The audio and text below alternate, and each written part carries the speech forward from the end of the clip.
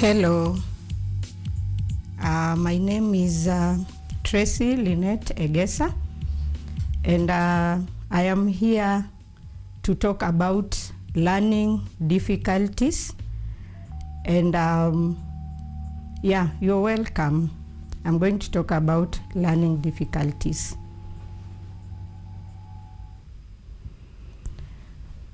Okay, now what are learning difficulties? Learning difficulties affect how learners process information. They impact reading, writing, attention and behavior, and sometimes mathematics. These learning difficulties are not linked to intelligence. So when a learner has a specific learning difficulty, it doesn't mean that they have an intelligence problem. What I want to say is that every learner can succeed with the right support. Every learner can succeed with the right support.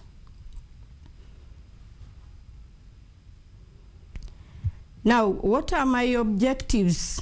What are my objectives for the lesson? The objectives are that by the end of this session, we will be able to understand learning difficulties. We can be able to tell what learning difficulties are, identify the major types of learning difficulties, recognize the causes of these learning difficulties, and the signs. Then we'll be also able to apply the teaching strategies and use the assessment tools and the monitoring tools that I will provide, that I will show you as we continue. Those are the objectives for this session. Now we have the major learning difficulties. Major learning difficulties. Number one, we have dyslexia. Dyslexia is a difficulty with reading, spelling, and decoding words correctly. Dyslexia, I will repeat, dyslexia is a difficulty with reading, spelling, and decoding words correctly. Number two, learning difficulty is dyscalculia. Dyscalculia, okay? This is the difficulty understanding numbers, counting, and performing basic math operations. Dyscalculia. Difficulty understanding numbers, counting, and performing basic or simple math operations. Number three, learning difficulty is dysgraphia. Number three, learning difficulty is dysgraphia. And this is the difficulty with writing, handwriting, and organizing writing work. And sometimes it portrays itself with spelling difficulty or spelling challenges. That is dysgraphia.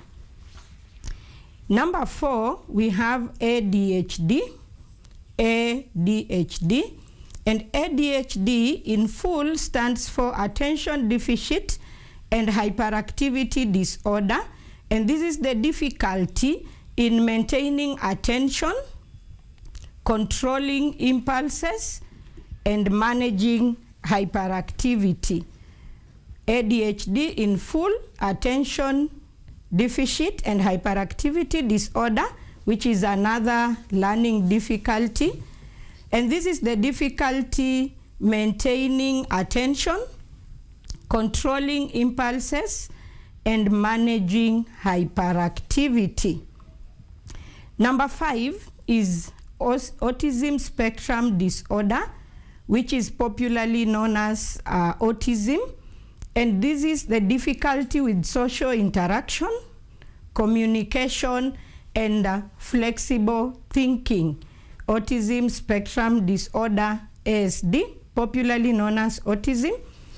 This is a difficulty with social interactions, communication, and flexible thinking.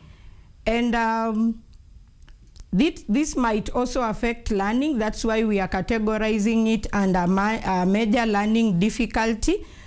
Though autism is a neurological disorder and it is under the neurodiverse disorders, but it affects learning. Number 6, we have emotional and behavioral difficulties, in short, EBD, emotional and behavioral difficulties, EBD. And this is the difficulty managing emotions and behaviors, often affecting classroom participation. So you may see this child today, they are happy, another day they are very sad, they are jovial, they want to participate in class, another day you call their name and they are not answering you. So those are the 6 major learning difficulties. So we are going to look at all of them, the 6 learning difficulties. We are going to look at them one by one, their causes, the early signs, the general signs in class, and the strategies. Number 1, we will start with dyslexia. Dyslexia, which we said it's a difficulty in reading. And this one is mostly caused by genetic factors. Genetic factors, when we talk about genetic factors, it means that this is something that runs in the family. When you trace back in the family tree, you might see that there is somebody in the family who had this problem of not able to read, the dyslexia problem. Another cause is brain language processing differences. So the human brain has segments or different portions of the brain, and when the brain is communicating, there is difference in processing the information. So this causes dyslexia. So what are the early signs of dyslexia? As an educator, as a facilitator, as a teacher, as a parent back at home, how can you tell at early stages that your child is dyslexic? Now, number 1, we have delayed speech. Delayed speech is one of the indicators. Number 2, we have difficulty in learning sounds. You find that the child takes time, or the child finds it very difficult to understand sounds. For example, in the word sheep, they cannot pronounce sh, or they take too long to understand that. So those are some of early signs. What are the general signs of dyslexia? Poor reading fluency, spelling difficulties, and sometimes in children who are in grade 1 and grade 2, they might avoid reading. So when you are in class as a teacher and you want volunteer readers, like for example, who will read for us this passage, or who will read the sentences on the board, then this child never puts up their hand. And even when you go down and single them out to read, they will still not be comfortable reading. Sometimes it's not because they don't want to read, it's because they don't know how to read, or they will pronounce the sounds wrongly, and maybe the other learners will laugh at them. So what are the strategies? Phonic teaching. Phonic teaching. So like for example, in the word cup, this learner here, you will teach them using the phonics, and phonics are basically the sounding of the words. Like you are teaching the word cup, you will tell this learner k, sound k, then a, then pu, k, a, pu. What word is formed? Cup. Just instead of asking them to master the whole word. Okay, another strategy that can be used to teach dyslexic children is audiobooks. You can use audiobooks to facilitate learning, the audiobooks, and we have these audiobooks in most of the libraries. audiobooks, so you can also record your sound and use it in teaching. Another strategy, number 3, is multisensory learning. Multisensory learning means you don't stick to one method of learning. You can teach through talking. You can teach through use of toys and realias. So you incorporate different learning methods so that the learner can be able to understand. Yes, that is about dyslexia. Number 2, we are going to look at dyscalculia, the causes, signs, and strategies that we will employ to a child who has the dyscalculia disorder. The causes of dyscalculia are brain-based. This is the number of processing issues. So it is majorly about the brain. Remember, we said that dyscalculia is the problem or difficulty in understanding numbers, and even difficulty in taking simple mathematics problems or solving them. So the major cause is brain. It's brain-based and a number processing issue. What are the early signs of dyscalculia? The early signs of dyscalculia, the main one is difficulty in counting. When the child is counting physically, maybe they skip other numbers. They skip numbers. For example, they are counting 1 to 10 at an early age. They are counting 1 to 10, and they will count 1, 2, 4, 7, 10. So they are skipping numbers. So that is one of the signs that this child might be having dyscalculia, difficulty in counting. What are the general signs of dyscalculia? They struggle with math operations. These children struggle with math operations, and you find that a simple mathematics problem, like for example, the learner is in grade 1 or grade 2, and they cannot add 10 plus 10. And you get irritated and wonder, why can't this learner just add this 10 plus 10? So that is a sign that they are struggling with math, that is dyscalculia. Also, they avoid math lessons, and this mostly might happen even in public schools and even in private schools. The truancy. The learner looks at maybe the mathematics is the first lesson, so the learner might even pretend that they are unwell, so that the parent brings them to school afterwards when the child has strategized and have known that at this point the mathematics lesson is over. Those are general signs of dyscalculia. What are the strategies? What can you do as a teacher? What can you do as an educator? You can use visual aids. Visual aids, for example, you are teaching about addition.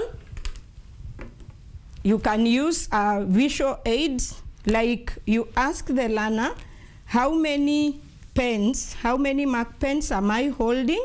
Then you count with them. They count 1, 2, 3. Then you tell them, maybe you are learning about subtraction. So I have 3. When I subtract 1, what will I have? So these are 3 mark pens. When I subtract 1, I take 1 down.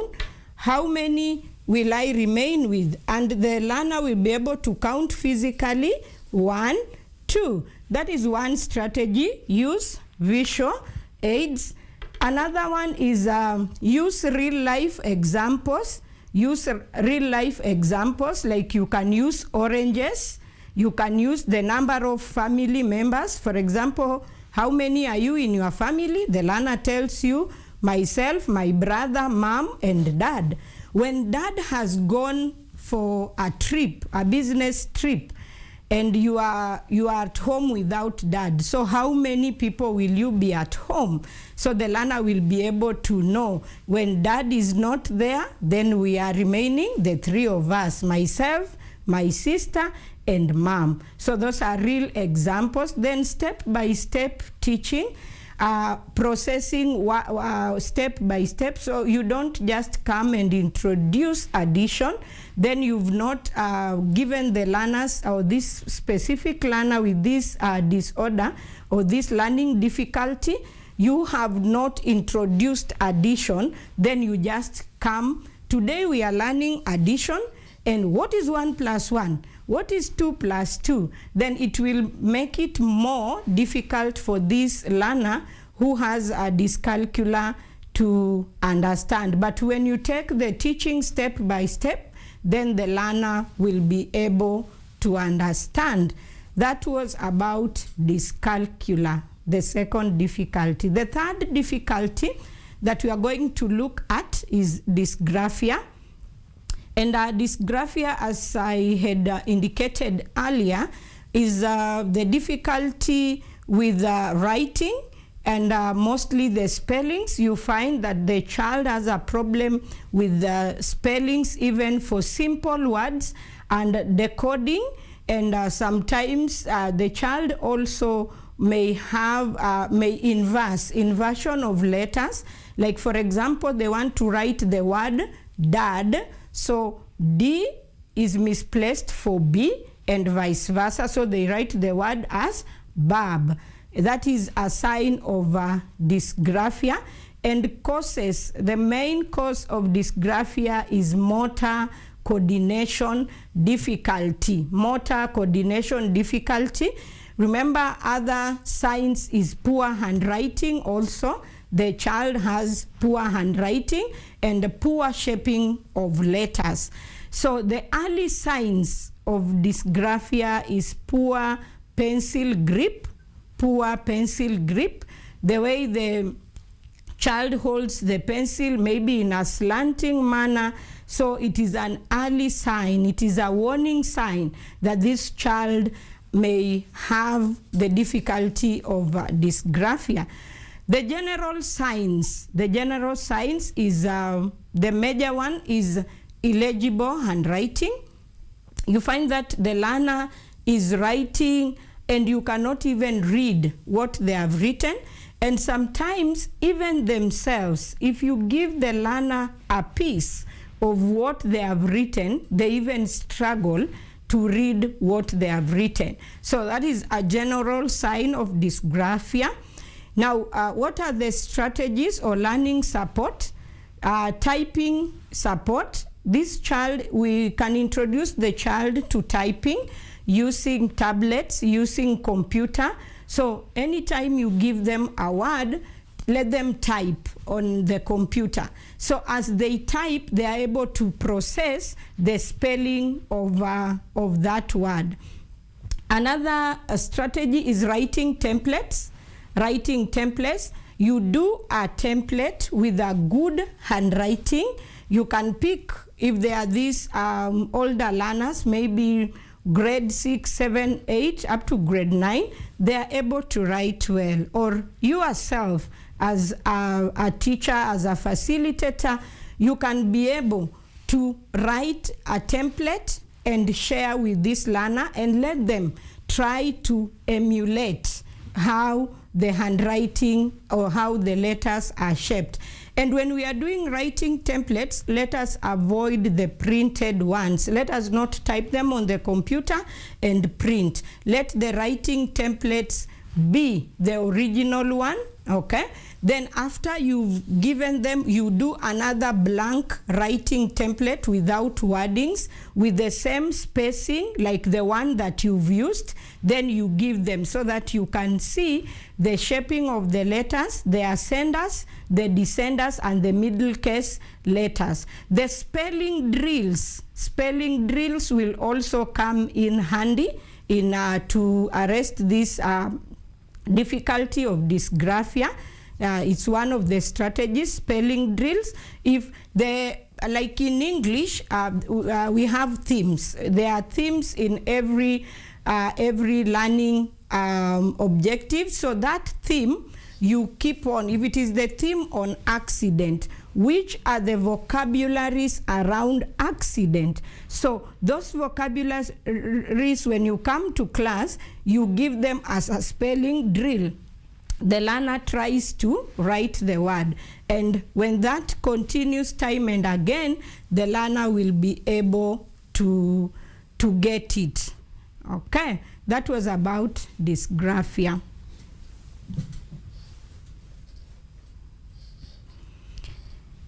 Another learning difficulty is ADHD, that is attention deficit and hyperactivity disorder. Attention deficit and hyperactivity disorder. And the causes mainly is about the brain development differences. There are some of the part of the brain that develop so fast and others are slow. And also genetics, that is neurochemical imbalance, may also cause ADHD in children. So what are the early signs of ADHD or attention deficit disorder? The signs are, early signs are hyperactivity in class. You can see this child is very hyper. They cannot sit down. They are jumping here and there.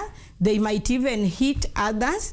If it is at home, this child cannot sit on a couch for a certain period of time without standing up. They are just uncomfortable sitting for long. So that is a sign of ADHD.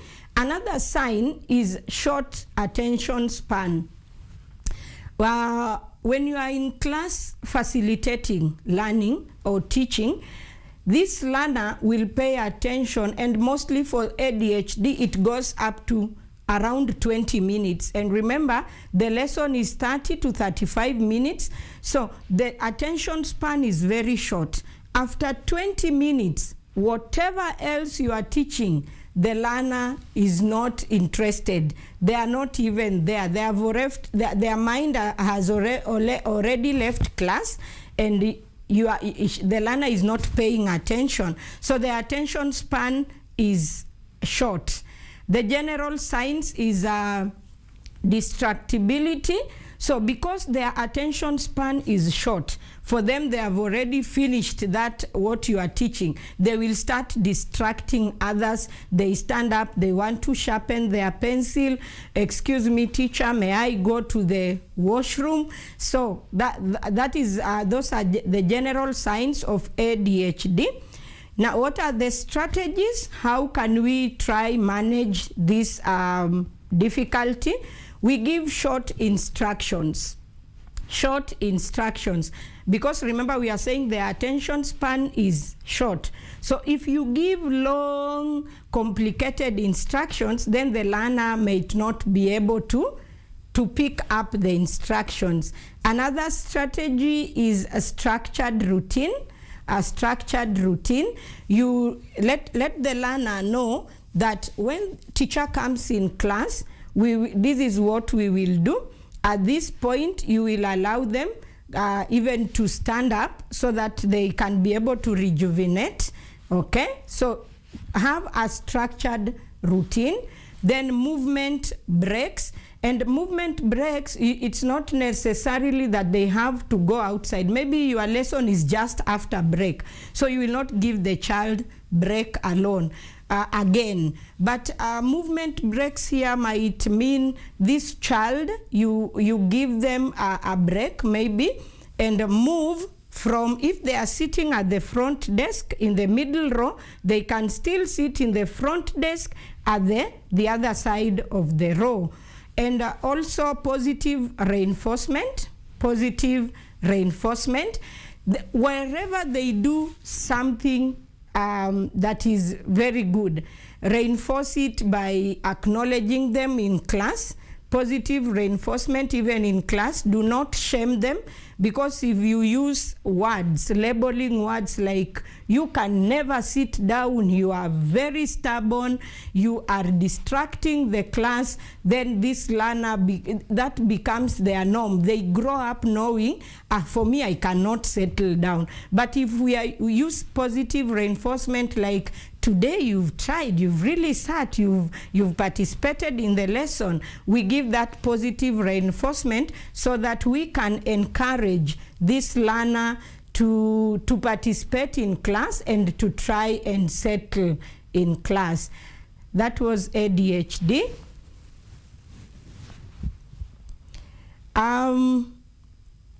Autism spectrum disorder, ASD, is another learning difficulty. And I started by saying that this is a neurodiverse condition, but we categorize it under learning difficulty because it affects learning in one way or another. So autism spectrum disorder, autism is called a spectrum because it has a wide range of traits. So there is an autistic child who has not acquired speech. There is another one who has speech. There is another one who can write very well with minimal spelling mistakes. There are those who cannot write completely. So that's why autism is called a spectrum. And the general cause of autism, the major one is genetic. That one is the major cause of autism, genetic. And when I talk about genetic, it is in the family tree, and autism has been there even in our time, since time immemorial, but it's because that term autism had not been discovered. So these are the children that are labeled back in the village or back at home. They are labeled as mad children, a mad person, but they are autistic. So majorly it's genetic. You find that there are somebody else in the family who has this condition, the ASD. So mainly is genetic, and also neurological factors may cause autism. What are early signs of autism? And autism can be discovered as early as 12 to 16 months. 12 to 16 months when the child is growing, but majorly it portrays out at the age of 3 years. So early signs of autism are limited eye contact. Limited eye contact when the child is young, maybe they are still at the breastfeeding age, they are not able to look at you directly in your eyes. So the limited eye contact, delayed speech, and delayed speech is at the age of 13 months. At the age of 13 months, the child should be at least babbling, making some sounds. That one, so if at 13 months the child has not started babbling, then that one we can term it as delayed speech. At 16 months, the child should be able to say some words, word formation. That, but so if the child reaches the age of 16 months and they are not saying words, there is no word formation, then we can also term that as delayed speech. They cannot respond to their name. You are calling the child their name and they cannot respond. That is also a sign of autism. General signs of autism are communication challenges. Communication challenges because some of them at that age, they have not acquired speech. So you might talk to them. Yes, they are taking the instructions. And sometimes it's difficult for you to know if they have taken the instructions or not because they cannot communicate back. Another one is repetitive behaviors. Like, for example, if they start jumping in class, they just jump, and they repeat that time and again. If they start flapping their hands, they will flap, they will flap, they will flap. So those are the general signs of autism. And we've talked about communication challenge and repetitive behaviors as a major sign, major general signs of autism. So when you see these challenges, the child might be autistic. So what are the strategies for autism? Number one, visual schedules. Visual schedules, like if you are teaching a cup, for example, you come with a cup in class. If you are teaching about a duster, you come with a duster and the child is able to see the duster. If it is a routine, maybe about washing hands, you put pictures of somebody washing hands and the steps that you want this child to learn.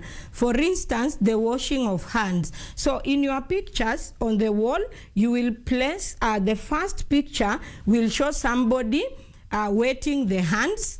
The second picture, the person putting soap on the hand. The third picture, the person rinsing the hand.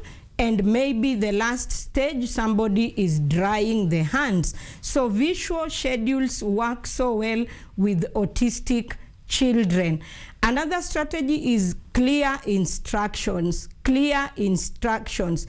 Give clear instructions because they are, one thing about the autistic children is that they are very smart. They are very smart. So when you give instruction the first time and their brain has already processed the instruction, then you come and cancel what you have said. Most times they go with the first option, the first thing that you said.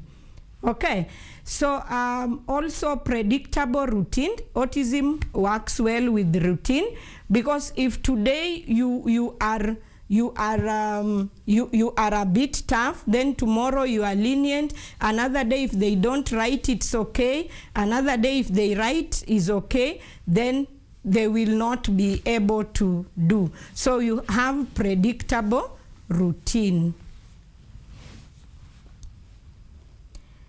Okay, the last one is about emotional and behavioral difficulty. The causes, this is EBD causes. Number one, we have trauma, we have stress, those are the environmental factors. The stress, emotional and behavioral difficulty is where the learner cannot be able to control their emotions. So general signs are emotional outburst and withdrawal. This child can just cry from nowhere. They cry, they are sad and withdraw. They don't want to be with others. The general signs are aggression and anxiety. What are the strategies? Emotional support. Let's support them emotionally through guidance and counseling. Positive discipline. Remember, we are saying one of the causes is trauma. So again, if we use a discipline like caning this child and they are undergoing something or using harsh words, then we might not help them. Then self-learning environment. Let's make the learning environment very safe for them. We can inform the other learners they know about this learner so that they don't laugh at them when they have the emotional outburst. That was about EBD. Okay, so I have a checklist tool that you can use as a teacher to record. This is just a simple or a sample observation checklist. It is there. Learning, you put the name of the learner, the learner's name, then you tick the observed behavior. If it is difficulty in reading, difficulty in writing, difficulty following instruction, easily distracted, emotional outburst, and social withdrawal, you tick where appropriate.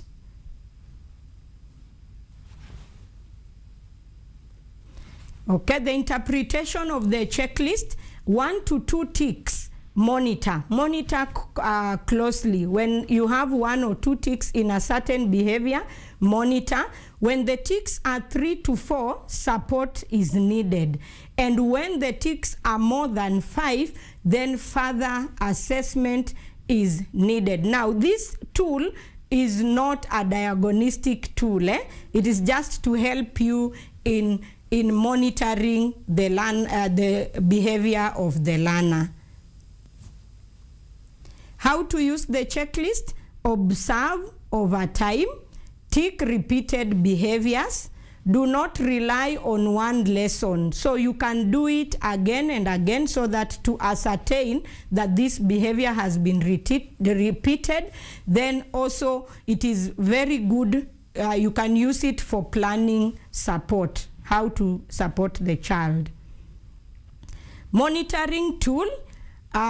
You can use that learner progress monitoring tool, and we have the baseline. The baseline is 2 weeks. So your tool, you can do it after 2 weeks, that is a fortnight, 2 weeks, 4 weeks, 6 weeks. So if it is in reading, is the child weak, average, or good?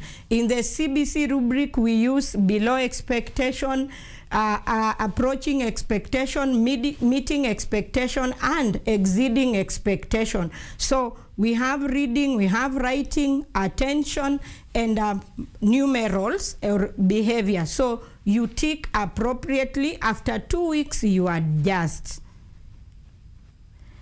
Okay, how to use this monitoring tool? Record the baseline first, the 2 weeks apart, record that first, then update every 2 to 4 weeks, then track the progress. You can be able to notice that the last 2 weeks the child was like this, now he is here. You can be able to track the changes and adjust teaching strategies. Now, my key message today is that learning difficulties are not differences, they are not inability. Learning difficulties are differences, but they are not inabilities. My conclusion, every learner can succeed.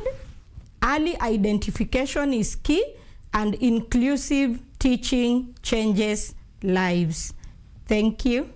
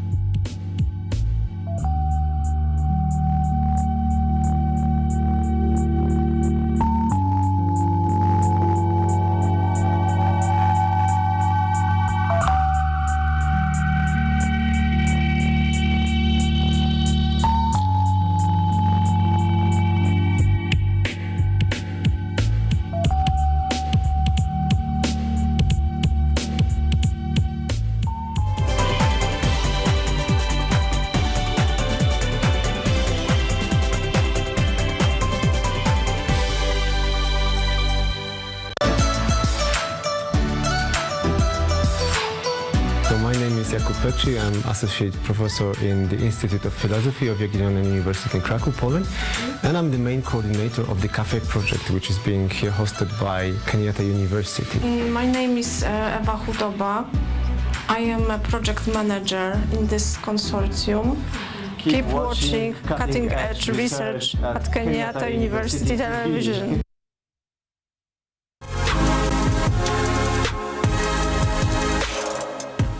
Fashion.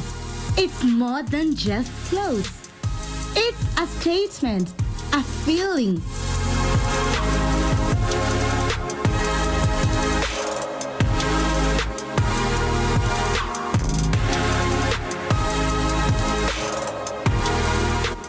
An art form, a way to express yourself, a reflection of who you are. It's Fashion Diaries.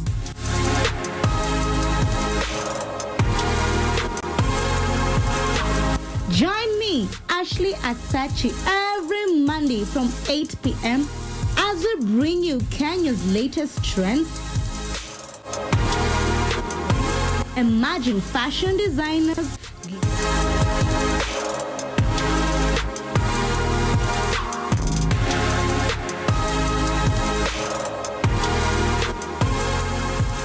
glamorous fashion events,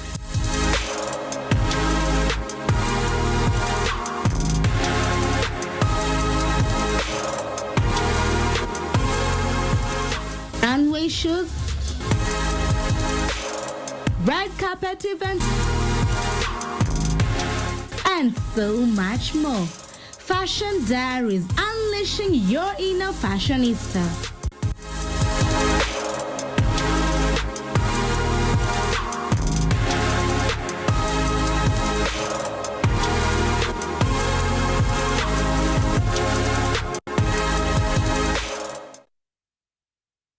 Get ready to embark on a journey into the exciting world of technology as we uncover the latest trends, interview top thought leaders, and dive deep into the world of tech like never before. Currently, we are facing the challenge in terms of finance. It requires one to move from different counties because we really need a large data set for our model to be more accurate. In this new and exciting series of the Technovation Show, join me, Yvonne Kimuma, every Monday 8:30 p.m. for a fun and thrilling experience as we explore the cutting-edge developments, meet visionaries driving change. Somebody who is in the underground mine doesn't know the presence of those gases. So there are a lot of gases involved. There is methane, there is carbon monoxide, and there's also hydrogen sulfide. These gases actually, they are very dangerous and they're very toxic. And discover the endless possibilities of the tech world.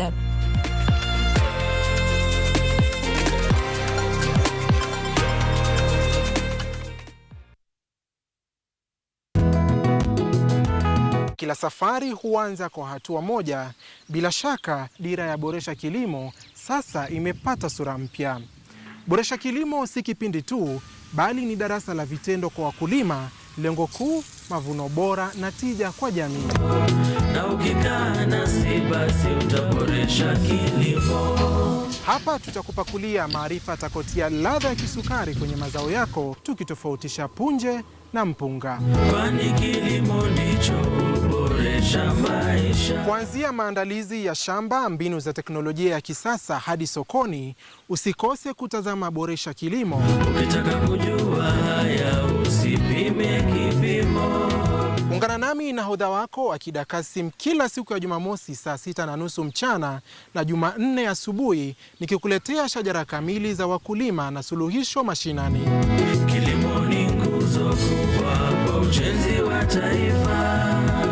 Kwani kilimo ndicho huboresha maisha. Kumbuka, ukipanda pantosha utavuna pankwisha.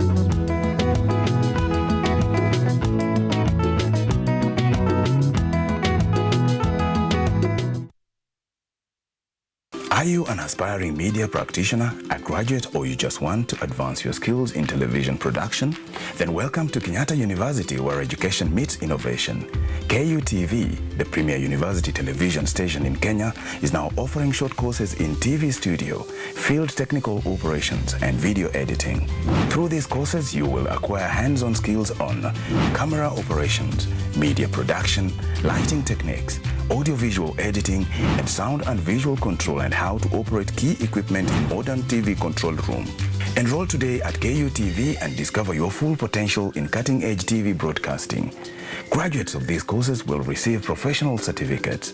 For more information, visit our offices at KUTV Studios or call us on 020-870-4252 or 020-870-4255 or SMS us on 0739-110-544. KUTV, a new experience.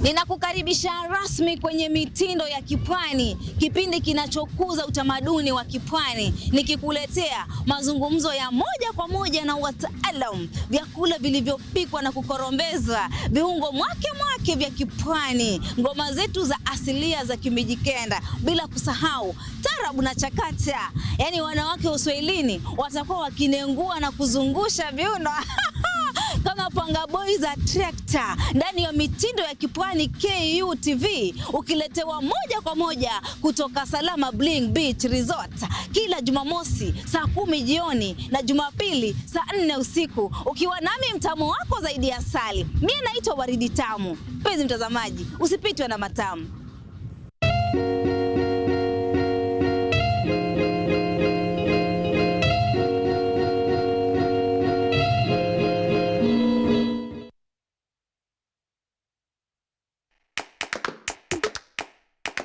Badala ya kutafuta kazi, tunaweza kuanzisha miradi yetu ambayo ingetusaidia kubadilisha maisha ya wazazi wetu. Kwa vijana wenzangu, wengi hawana kazi, lakini ikiwa sisi wenyewe tutajiamini, tunaweza kujiajiri wenyewe. Afrika kwa kweli tuna mahitaji ambayo ukiyasuluhisha unaweza kuathiri watu kwenye bara hili bila woga. Watu huwa na uzalishaji zaidi, wanajawa na ujasiri, wanakuwa wabunifu na wanakuwa wenye maarifa. Niliamua kuacha kazi. Hata kama sitafanikiwa, nitakuwa nimejaribu, nitakuwa najua haiwezekani. Hakuna kitu cha ajabu hapa. Kila anayepata ufanisi hufanya kazi usiku na mchana. Kitu kitakusukuma na kuwezesha kupata maarifa ambayo hukuwa nayo. Tunajaribu kutengeneza kitu kitakachopita mipaka nchi hii. Ikiwa unataka kubadilisha ulimwengu, anza na nyumbani.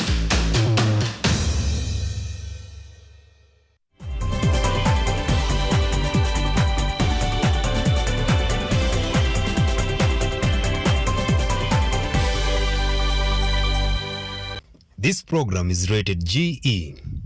Content carried in here is suitable for general family viewing.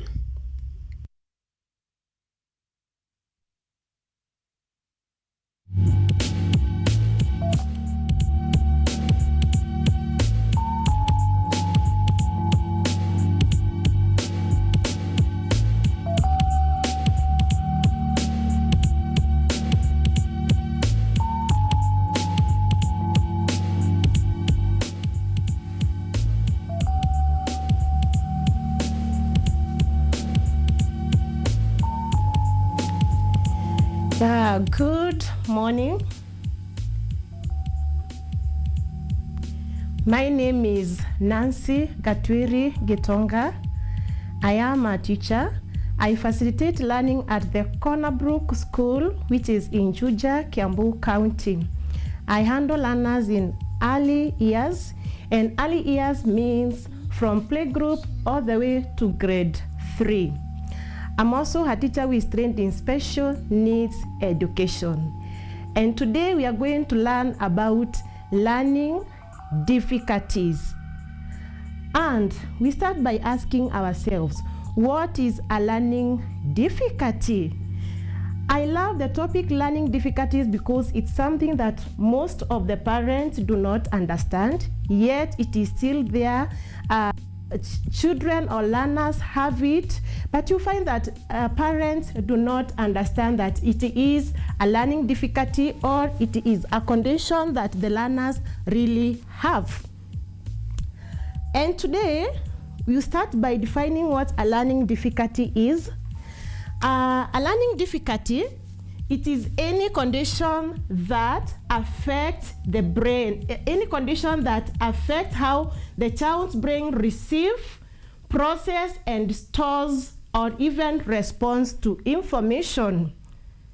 It is any condition that affects how the brain receives, there is the receiving part, and then how the brain processes and how the brain responds to the information, and specifically language.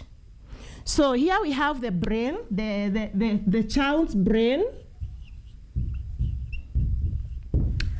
And the brain of a child or the brain of any person is designed in a very systematic way. What do I mean by a systematic way? When I talk or when someone receives information, the brain receives that information. So there is receiving the information. And then there is analyzing the information. The brain analyzes the information.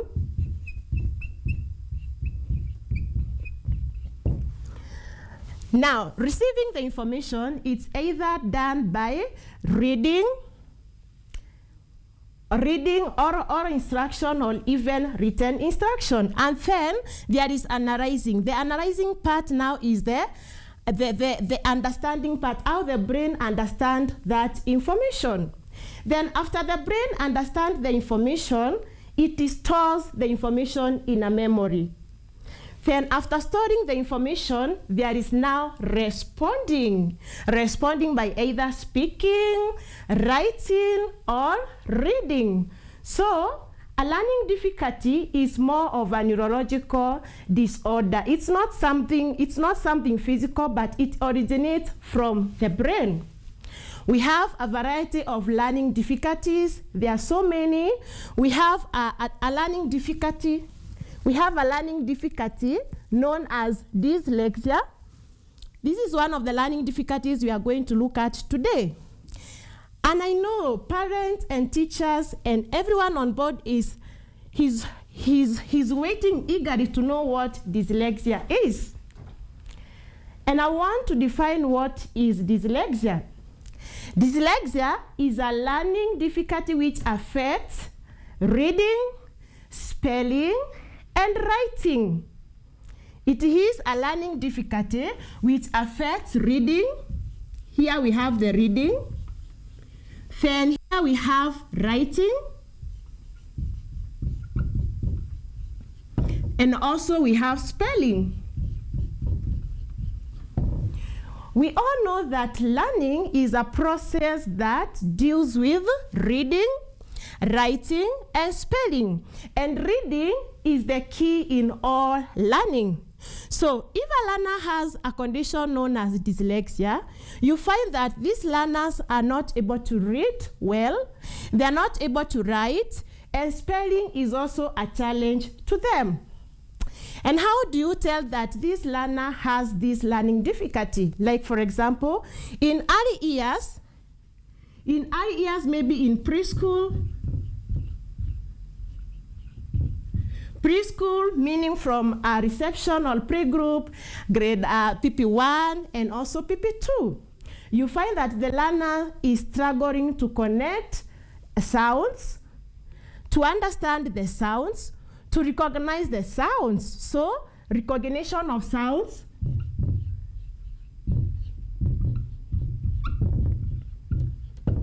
Sound recognition is a challenge. Like, for example, they may even sing b, could, but they don't understand that sound. Which sound is b? Which sound is k? Which sound is d? They really do not understand and they don't recognize. This may take place the first year of introduction, that is the reception class or the playgroup class, and then it proceeds to PP1 class. When you compare this child with the peers, you understand that their learning process is a bit slow, or they take more time in maybe identifying the sounds, recognizing the sounds. And one of the key areas is some sounds like sound b and sound d.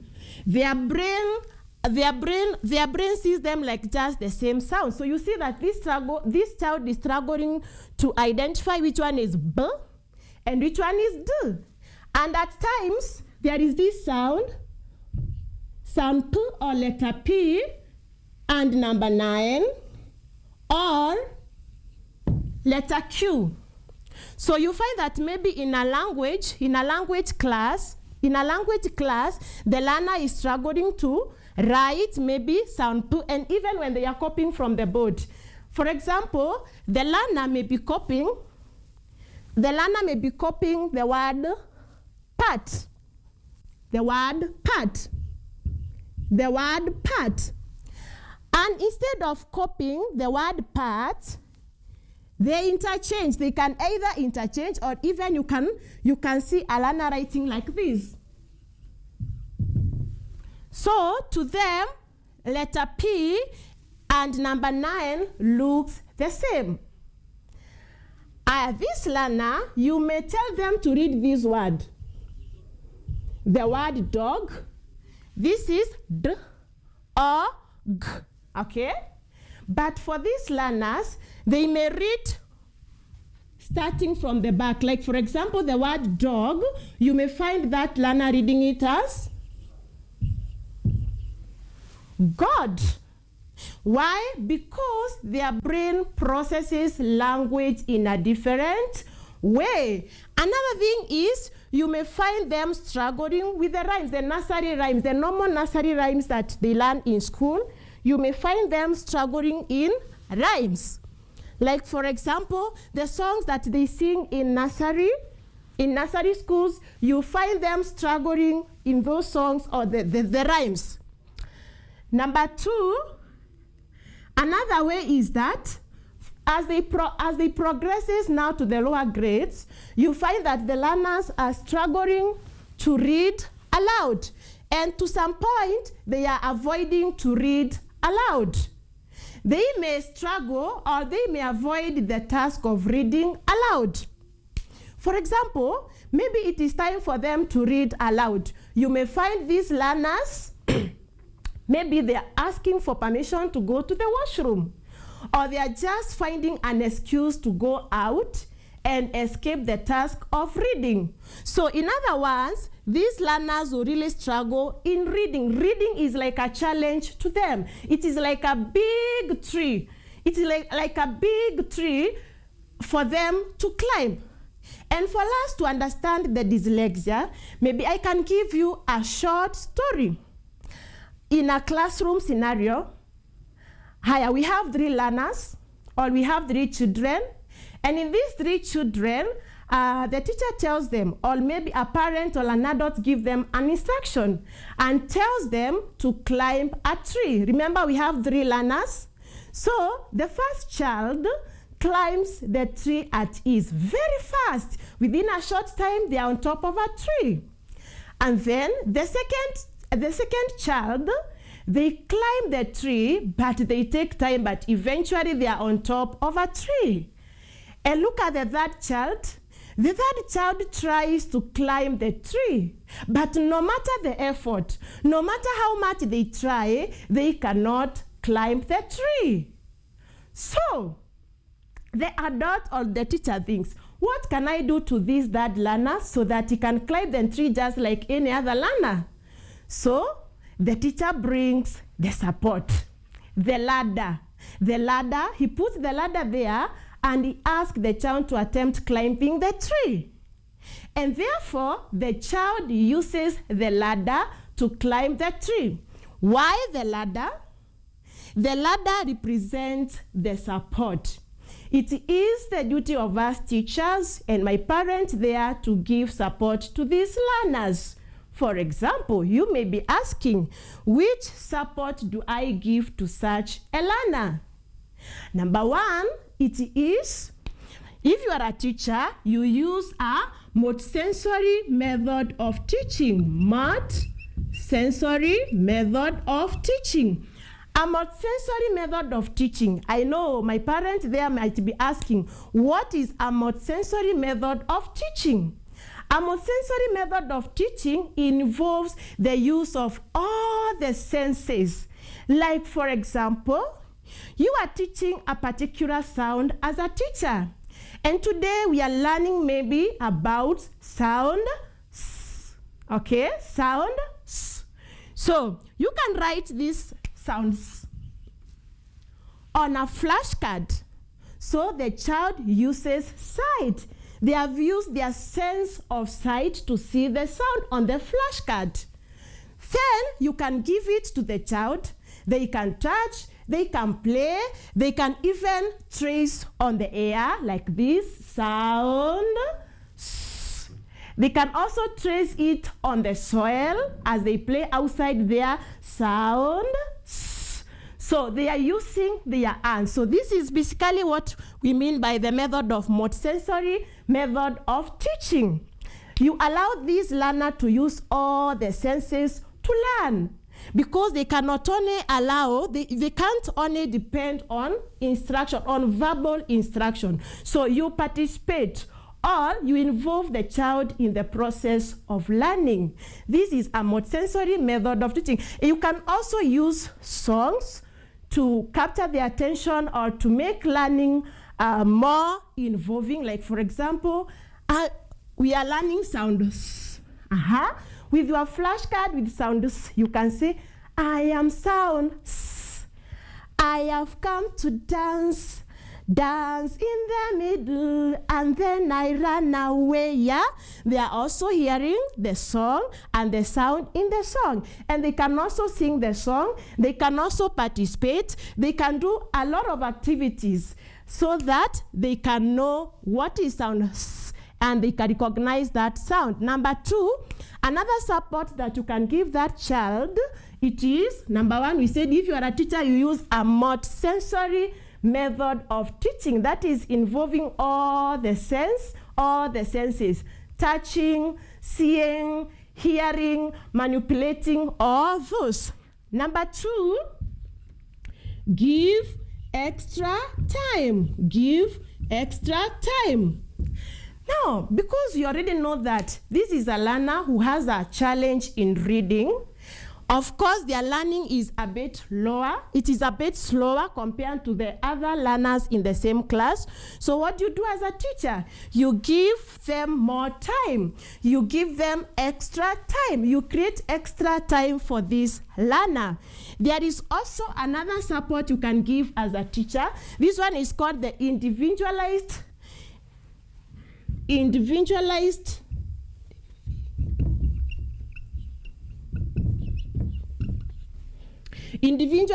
teaching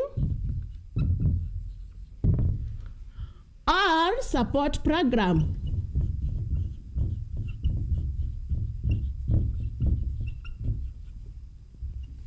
So you have John in your class. You are teaching John about sounds, all sound, and John struggled as you are teaching together with the other learners. So what do?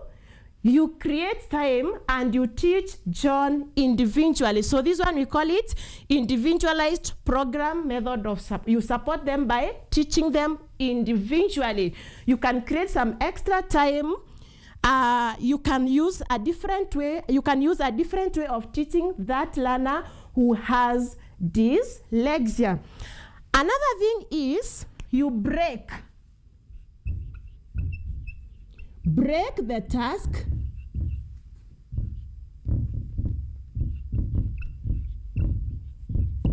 You break down the tasks.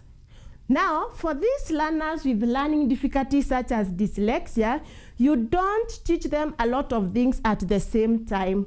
You break them into smaller tasks. Like, for example, today we are just focusing on sound. That day is sounds. You sing about sounds. You can trace. You learn about sounds, but don't mix. Today we are learning about sounds. We are learning about sound E because you end up confusing the learner more. So it is always wise to break the task into smaller ones. Don't give big tasks at the same time. Break them into smaller tasks. That is support, number 4. Support number 5, and this one involves parents there at home and also teachers. The support is you celebrate the small wins. I know most of the times, as teachers and parents, we got very high expectations from our learners and our children. You want to hear that learner, reading fluently, just like any other learner. You want them to read like other learners in the class. You want them to read maybe like other learners in the neighborhood if you are a parent.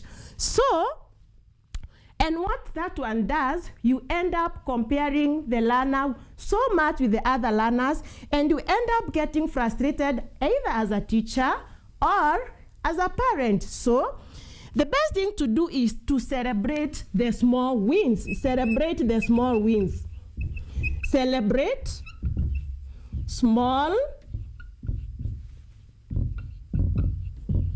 wins.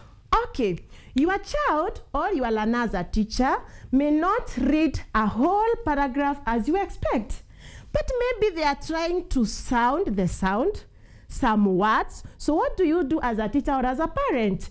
You celebrate the wins, the small wins. Do not focus so much on the results. Focus on the effort, and this one builds their self-esteem and confidence. Remember, learners with learning disabilities usually struggle with the confidence and low self-esteem.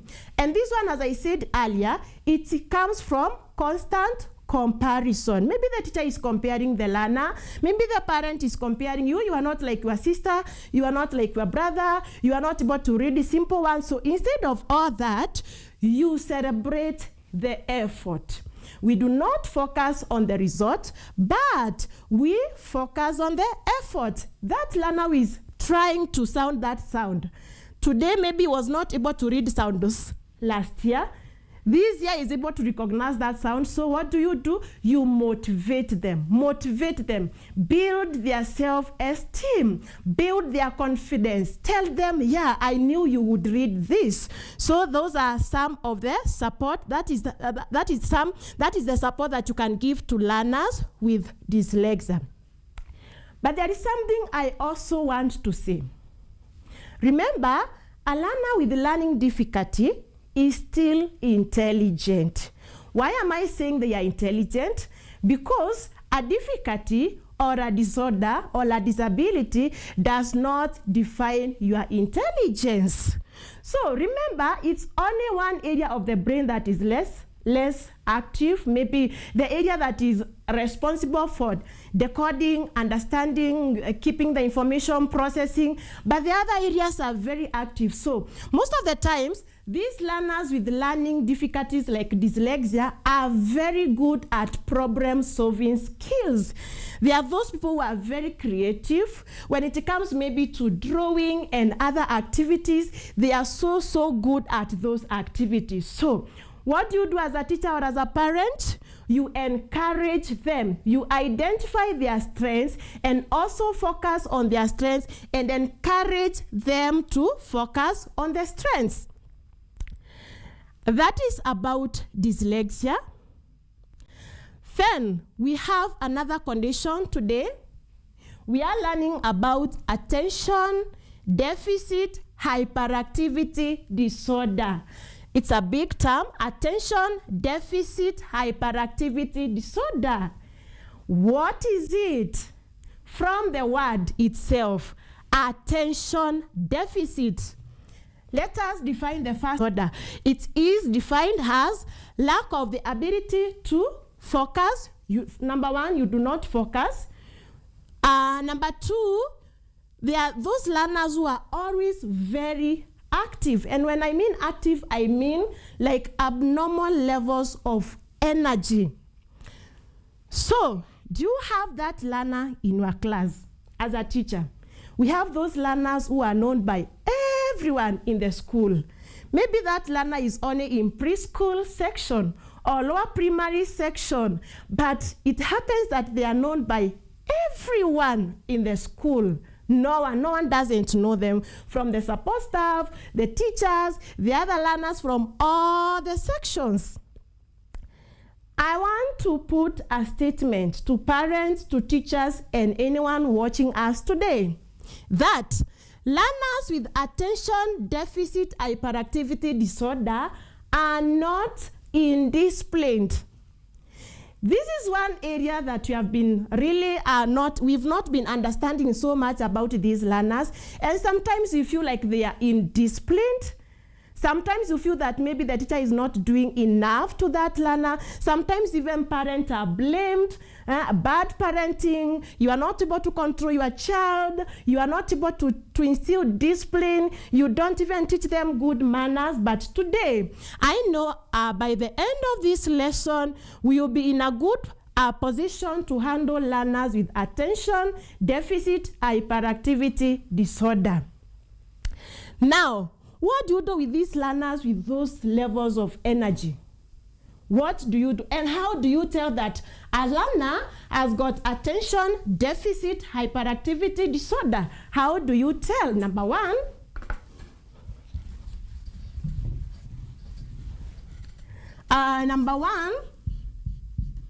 they don't stay still. They don't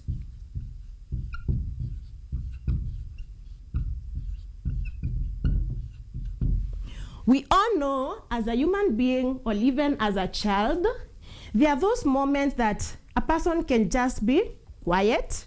You just want to be still. You just want to be calm.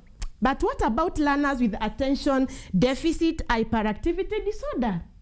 These learners, you find them, their energy levels do not go down at any time. Most of the time, they are active from this activity to another. They haven't finished this one, they have started another activity. So they don't stay still, or they do not finish a task up to the end. Maybe one task, even it could be mealtime. Maybe you served them food, you want them to eat. But you find that they started eating, but within some few minutes, even before they finished their food, they have stood up, they have started walking, maybe they are distracted by something else. So that is, they do not stay still. Another thing is they lack staying still or lacking focus. Like for example, in a class where you have a learner with attention deficit hyperactivity disorder, you might be teaching, maybe you are there, you are teaching the learners, but that learner, they are distracted by maybe a sound from outside, and even the wind blowing, maybe the door is closing, the window is closing, they are just distracted, they are easily distracted. Actually, that is another way you can tell. They are easily distracted. So, they are easily distracted, easily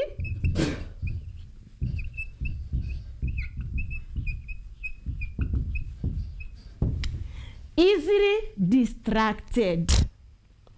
Anything can distract this learner. Anything, just a small thing, and they lose their focus.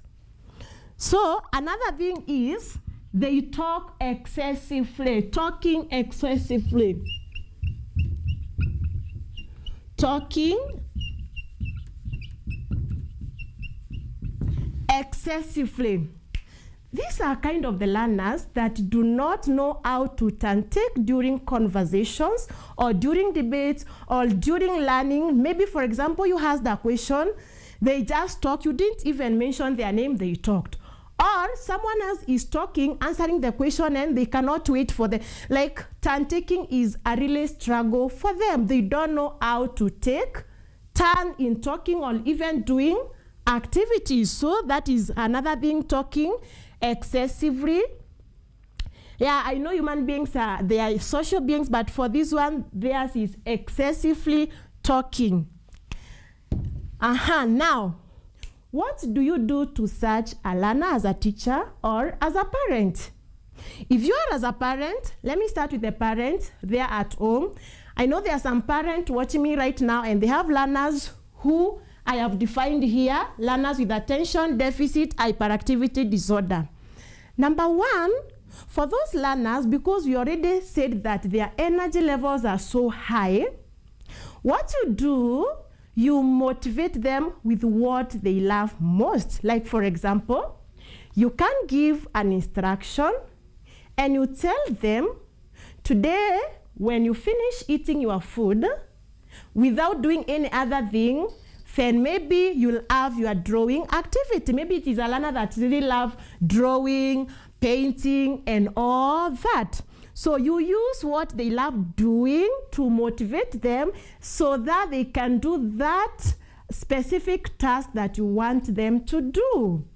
So you tell them, today, when you finish eating this food, when you focus on the meal, when you follow the good manners when eating, then after you finish, I am going to allow you to do your drawing or your painting.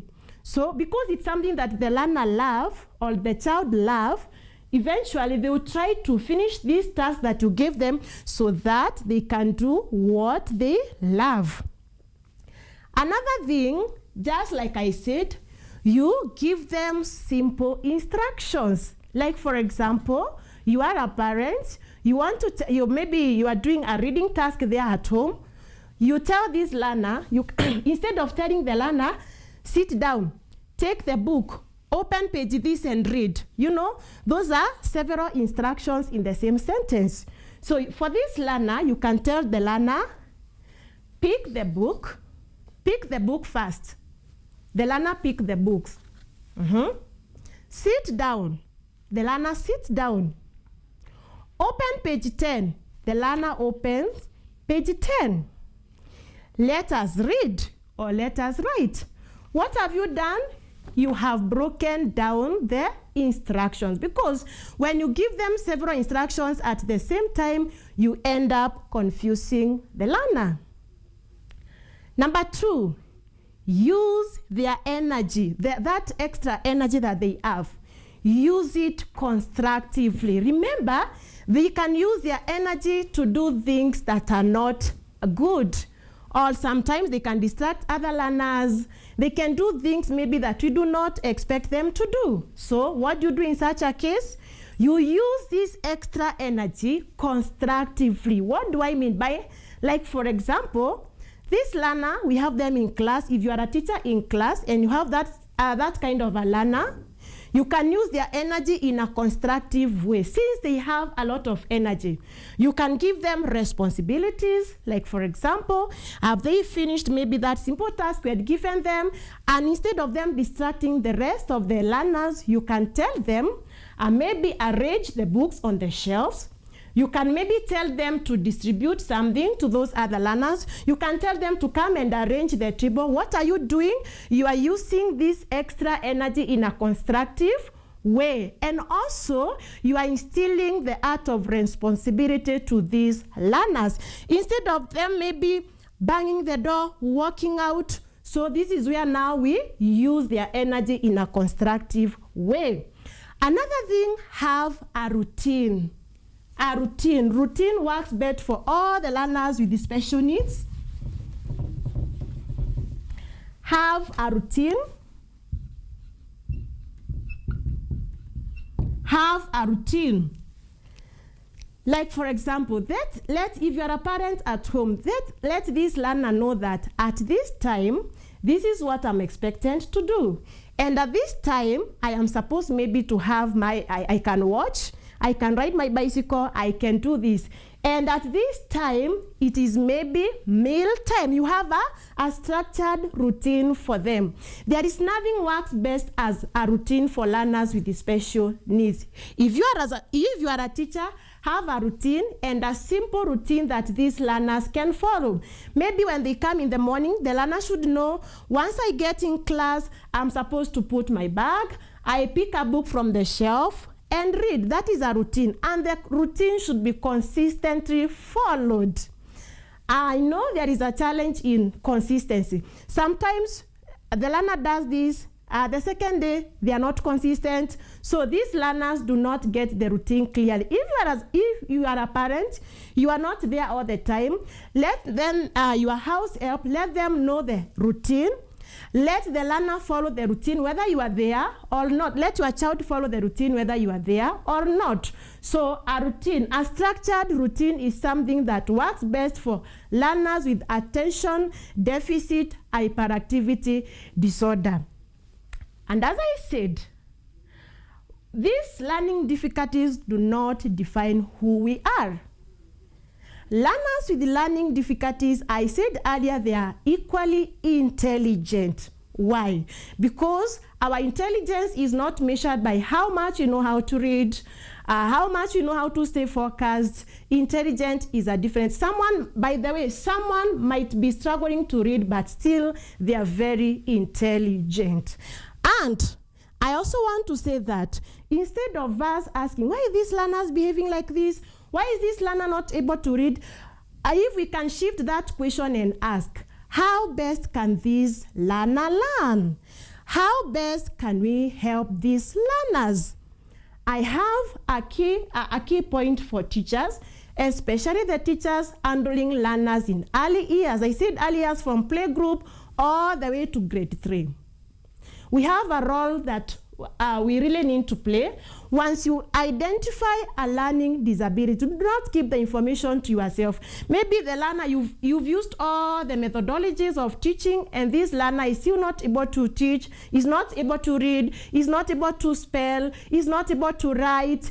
The learner has gone through baby class, the learner has gone through PP1, the learner has gone through PP2, they are now transiting to grade 1. And you as a teacher, you knew very well there is this gap. What you can do, it is good to speak it out. Your work is not to diagnose that this is dyslexia, but you can say these are the gaps that I have identified in this learner. The learner is struggling to recognize sounds. The learner cannot spell. Spelling is a problem. Writing is a problem. Let the parent know. Because we are the first people, as teachers, we are the first people who can identify a learning disability. Remember, a learning disability is something that is invisible. You cannot tell that someone has a learning disability by just looking at them. Unlike other disabilities like autism, cerebral palsy, maybe someone who cannot see, by looking at them, you can tell this disability is present. But when it comes to a learning disability, you really need to interact with the learner in the classroom. And that is why I'm saying the first person is the teacher. So teachers, we have a role to play in this. We have encountered maybe parents saying, my child has not been able to read in preschool and it is because of that teacher.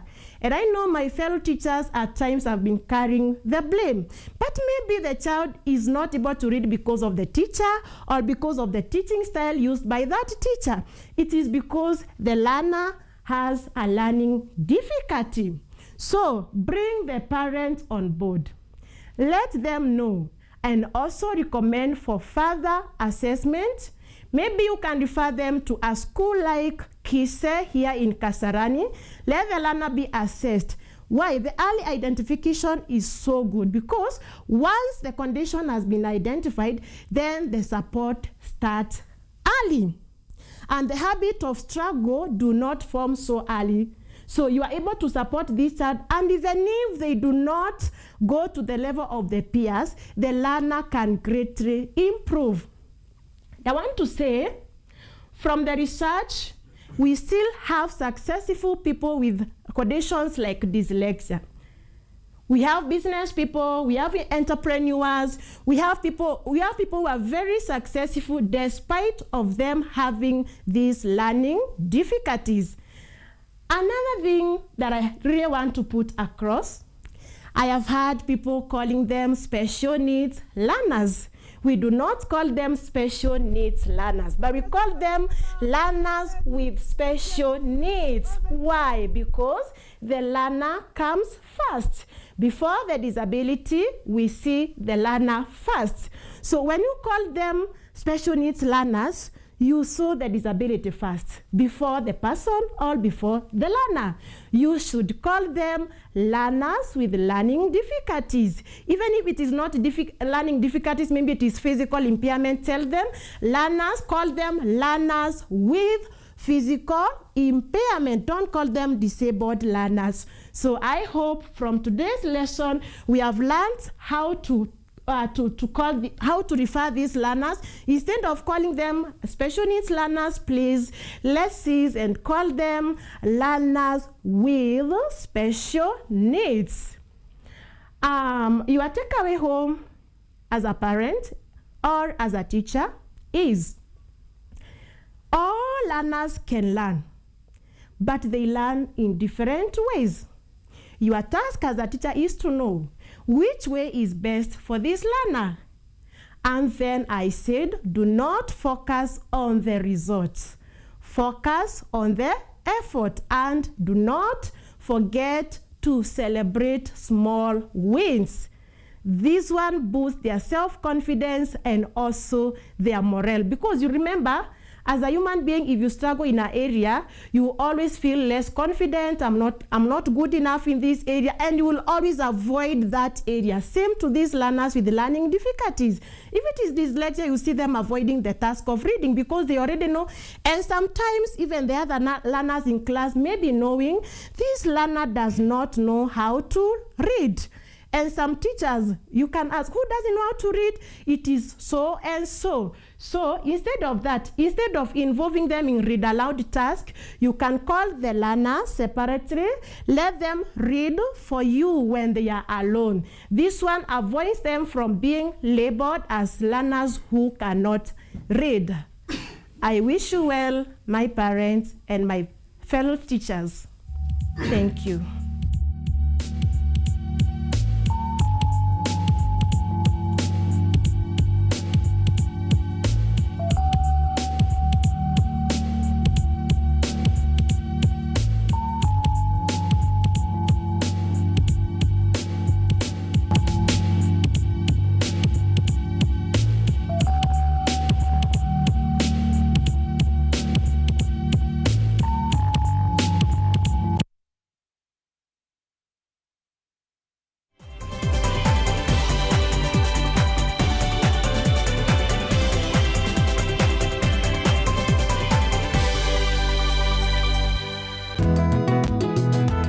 Kila safari huanza kwa hatua moja.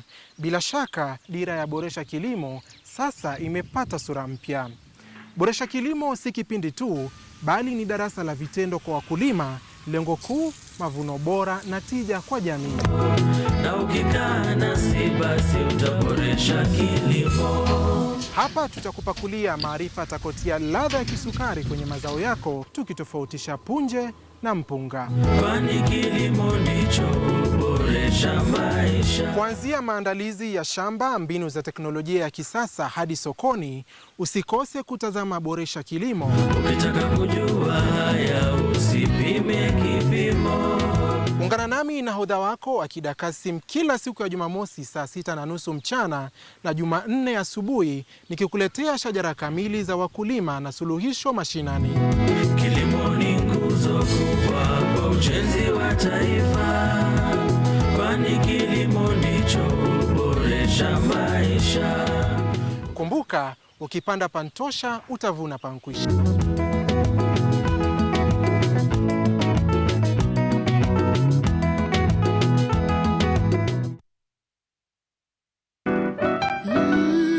Miti miti, panda panda. Our planet's future is in our hands. However, there is a threat to the brightness of this tomorrow. On EarthCheck, we share the challenges, the solutions, and the hope. I would call this a very momentous day, a very critical day. Every episode, every story, every step we take creates a ripple. Join me, the environmentalist Emmanuel Kutosi, on KUTV every Wednesday at 8 p.m. and be part of EarthCheck. Welcome.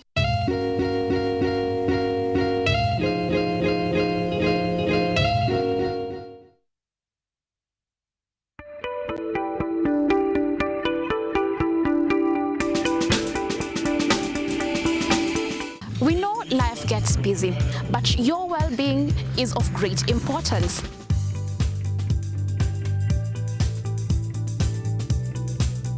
At KUTV's Focus on Health, we cut through the clutter, bringing you expert advice to keep you well informed for your well-being and that of your family.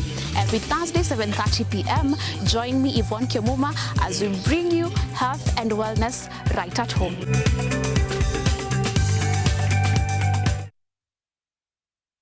Are you an aspiring media practitioner, a graduate, or you just want to advance your skills in television production? Then welcome to Kenyatta University, where education meets innovation. KUTV, the premier university television station in Kenya, is now offering short courses in TV studio, field technical operations, and video editing.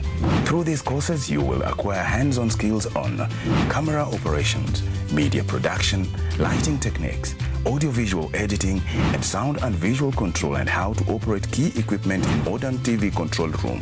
Enroll today at KUTV and discover your full potential in cutting-edge TV broadcasting.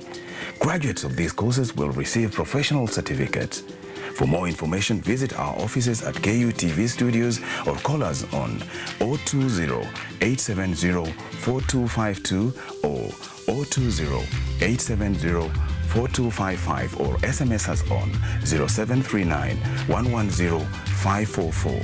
KUTV, a new experience.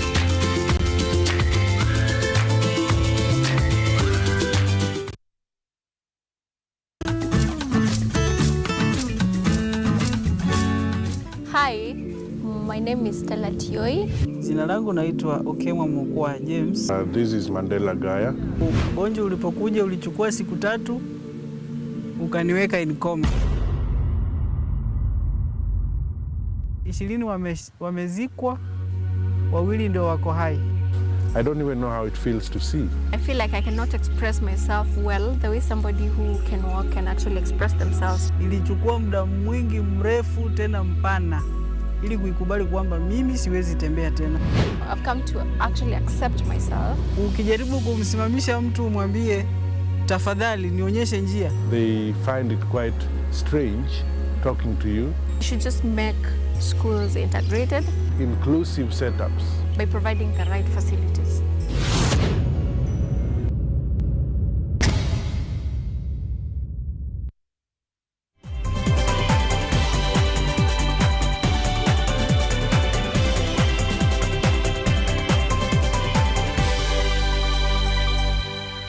This program is rated GE. Content carried in here is suitable for general family viewing.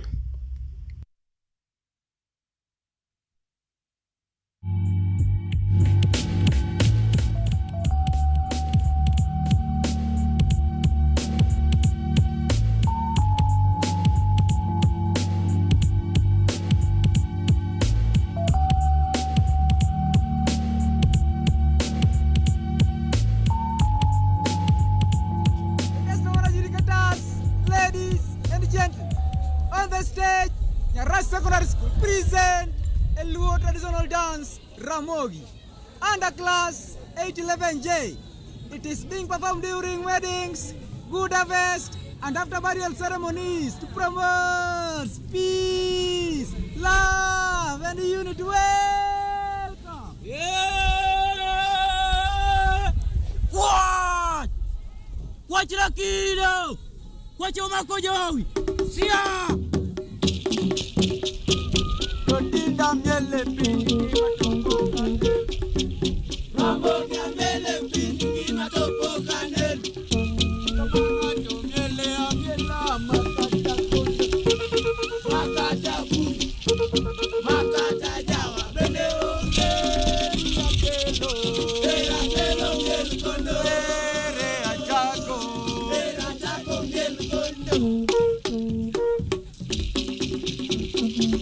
Ten kondo. Gogara, gogara. Beneno. Ten kondo. Piwinjo. Gogara.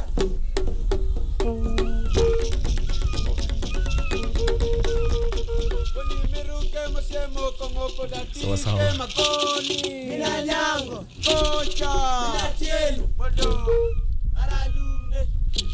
Thank you so much. Thank you so much for that beautiful performance. That is a courtesy video. It's a beautiful performance of a dance. The dance is Ramogi dance. I am Adoyo Jashon, a teacher of English and music, and now we call it Creative Arts and Sports at Mountain View School. Today, I'm going to handle Creative Arts and Sports under the strand Creating and Performing. The sub-strand is Kenyan folk dance. It is coming at a very beautiful time when we are about to begin term 2, where Kenyans, students or Kenyan schools perform Kenya music festivals. And there's been a very big confusion among most schools, and the confusion is brought about by lack of better understanding. I'm here today to take us through the Kenyan folk dance. And in the same breath, I'm also going to differentiate between a Kenyan folk dance and a Kenyan folk song. Dear viewers, Kenyan folk song and Kenyan folk dance, I want us to distinguish the two. When we say folk song, our emphasis is on singing. We want to perform a cultural, indigenous music from a given community in Kenya. But when we talk about a dance, we are performing a Kenyan folk dance from a given community in Kenya. Now, what is the difference? In folk song, the emphasis is on singing, whereas in the folk dance, the emphasis is in dancing. Another thing that we also need to distinguish clearly is on how are these two performed. In a folk dance, the performance normally begins outside the stage and it ends outside the stage. Whereas a folk song begins on stage and ends on stage. Another distinct feature is on costumation. The Kenyan folk dance must be performed in a costume, whereas the Kenyan folk song, wearing a costume is optional. Wearing a costume is optional. So I want to take us through the Kenyan folk dance. This is a strand in grade 8. In grade 8, strand 2, creating and performing, and specifically performing Kenyan folk dance. First of all, we are going to look at the specific learning outcome in this particular substrand. One of the specific learning outcome is the learners should be in a position to identify a Kenyan folk dance. Number 2, perform a Kenyan folk dance. And number 3, appreciate the varied or various folk dances performed by different communities in Kenya. 1, we are going to look at how a dance is presented on stage. The performance that we just watched was Aramogi dance. Aramogi dance is performed among the Luo community.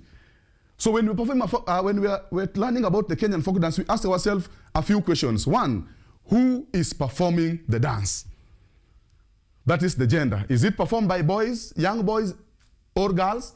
Is it performed by elders, women, or men? Number 2, what is the occasion during which the dance was performed? And what was the moral of this particular folk dance? So we're going to look at various elements of a folk dance. The first element of a folk dance, we are going to ask ourselves, who are the participants in a folk dance? In a folk dance, as opposed to folk song, there are various participants who perform different roles. Number 1, we have the singers. We have the singers. And as the name suggests, the role of the singers is to sing. And the singing is on a call and response style. Call and response. Call and response. Performer number 1. And here, the singing is guided by the soloist. You are going to be asked, what are the roles of a soloist? The soloist is the one who sets the pace of the performance. The soloist is the one who even do the introduction before the performance of this particular dance. Number 2, we have the dancers. We don't want to see confusion during the Kenya Music Festival that you are performing a folk song and you have divided participants. No, we're not going to do that. That one we're going to do in a folk dance. We are going to have the singers, the dancers. Number 3, we are going to have the instrumentalist. So in a folk dance, we have the singers. 1, their duty is to sing. I hope you watched the courtesy video that there were a group of students who aligned this side doing the singing. The one is soloing, the others are responding. There was another group of students who were dancing. Those learners were just dancing. That's why we call it a folk dance. And then we add those people who are playing the instruments. We call them the instrumentalists. So we have how many participants? In a folk dance, there are 4 participants. The soloist, the singers, the dancers, and the instrumentalists. I know you're going to be asked, what are the role of instruments in a performance? The instruments are meant to accompany. The instruments are meant to accompany the singing. And because it's a dance, sometimes we will not be singing. We'll just be playing the instrument and dancing to the instruments. Those are the participants in a folk dance. Number 2, my dear listeners, in a folk dance, each and every community has a dance, and this dance has a name. For example, among the Luo community, the dance that we just watched, that was a Ramogi dance. You will be asked, when was Ramogi dance performed? Or when is Ramogi dance performed? who performs Ramogi dance, which instruments are used, what is the moral behind performing a folk song, the Ramogi dance. Among the Luo, we have Ramogi dance. The Agikuyu community, or the Gikuyus, the Agikuyu, they have a dance we call Mwomboko. You can call it Mwomboko dance. We have another dance called the Shungwa dance. And this dance was performed during various occasions. Someone might ask, where did we get the names of these dances? Where are the names of these dances coined from? One, the dances were given names according to the instruments that are used to, that is played when the dance is being performed. For example, Mwomboko among the Agikuyu community was or is performed while playing the Mwomboko drums, and that's why it coined the name. We have the Isukuti dance. The Isukuti dance. Isukuti dance among the Luya community. We all know the Isukuti drums, the three Isukuti drums, the big, the medium, and the small. So when performing the Isukuti dance, we use the Isukuti drums. So the name is coined from the instrument that is used. There are dances like Kamabega. If a dance is called Kamabega, what does that mean? That when you are dancing, when you are performing the dance, the part of the body that moves like this is Kamabega. You're moving your shoulders from the Swahili word beggars. Shoulders. You shake your shoulders as you are dancing. Among the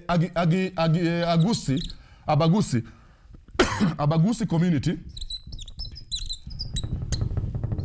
we have two dances. There's one called Entabanana, and then we have another dance called Ribena dance. These dances were performed for celebration. These dances are performed to celebrate. And when they're performing these dances among the Abagusi community, Entabanana dance and the Ribena dance, there is a beautiful pattern they use, like dancing while going in the front, you jump front and you jump back. Their celebration, they have just come from the mountain, they are thanking God for the harvest. That is Ribena dance and the Enter Banana from Abagusi community. Then, some communities have very rich culture, especially of music. A good example is the Luo community. I've talked about Ramogi dance among the Luo community. I'll also talk about the Dodo dance, which is performed by young women. A dance which is performed by young Luo women. A very graceful and beautiful dance called the Dodo dance. Dodo dance. So in the Luo community, we talk about Dodo dance.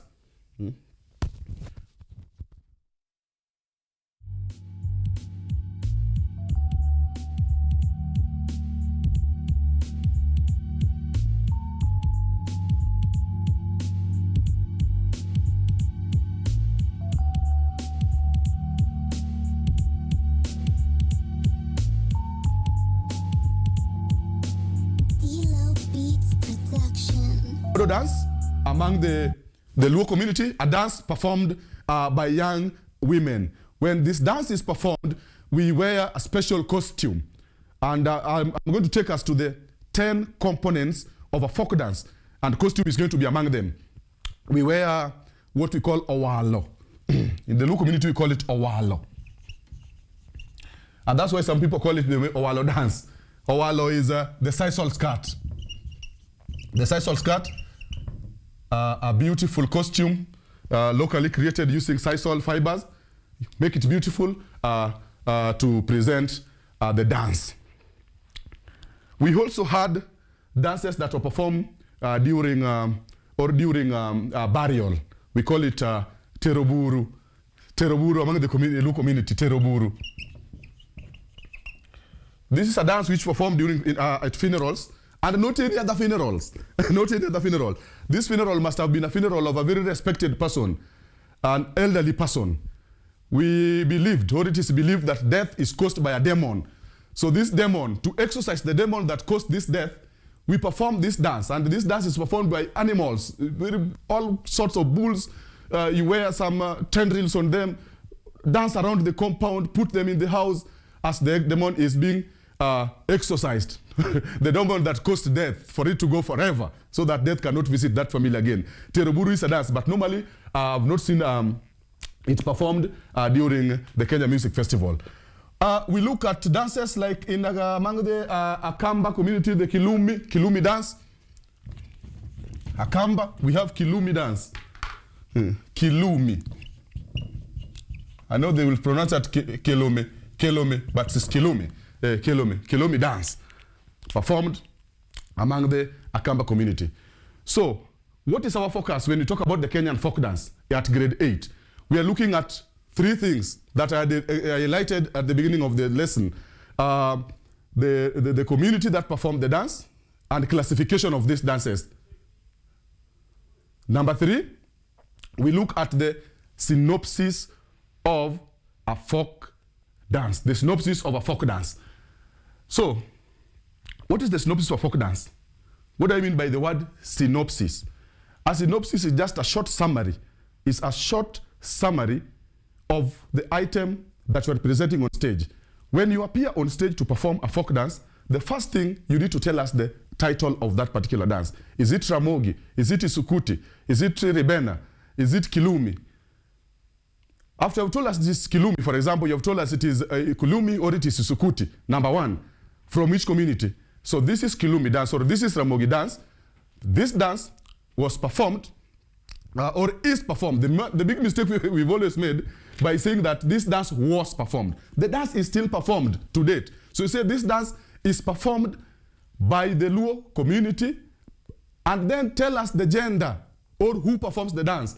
The dance is performed by young Luo men, during which occasion maybe they have just come from a war and they have emerged victorious, and therefore the dance is performed to celebrate the victory after a successful war.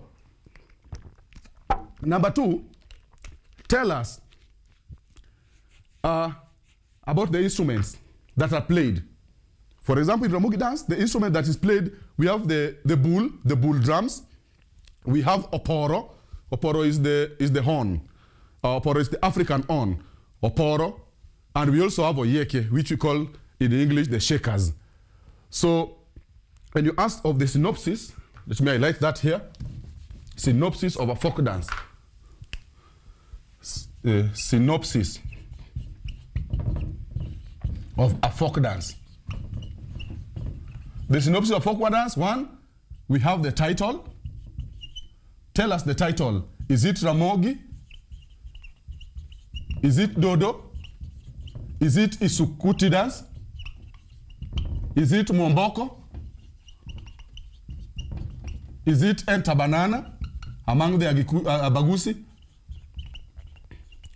Number 2, tell us the occasion, or the community first. The community. So if you say Ramogi, or you say Dodo dance, or you say Momboko, mention the community. Is it Agikuyu? Is it Luo? Is it Abagusi? Number 3, tell us the occasion.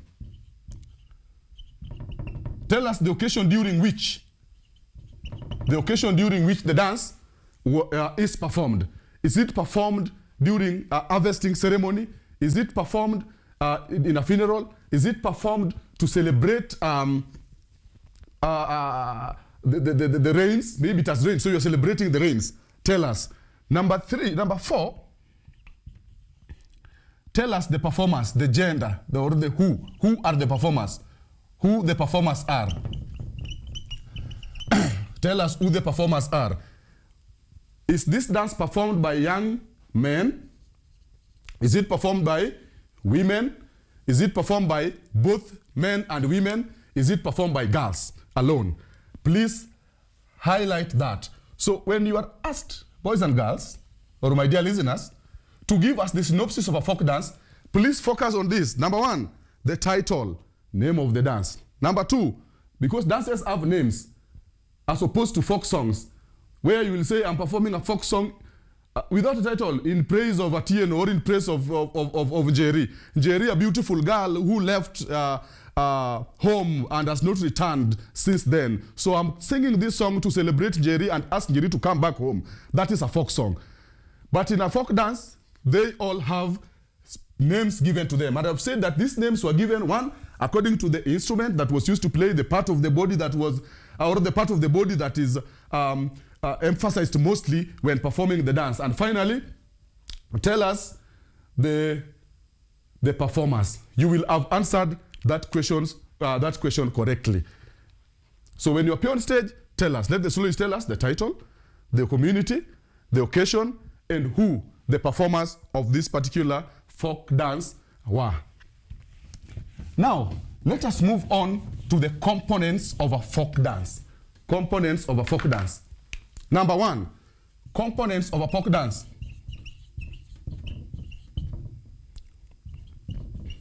Components of a folk dance. There are around 10 components of a folk dance. Number one, costumes. Costumes. What are costumes? When you are asked what are costumes, a costume is a special cloth that is used to perform, and these costumes are not just chosen anyhow. These costumes are chosen depending on the community that is performing. For example, we've said that the Akamba people like yellow, and maybe we don't know the origin of this yellow color. By the way, why do we say that the color for the Akamba community is yellow? The yellow color was coined from their economic activity.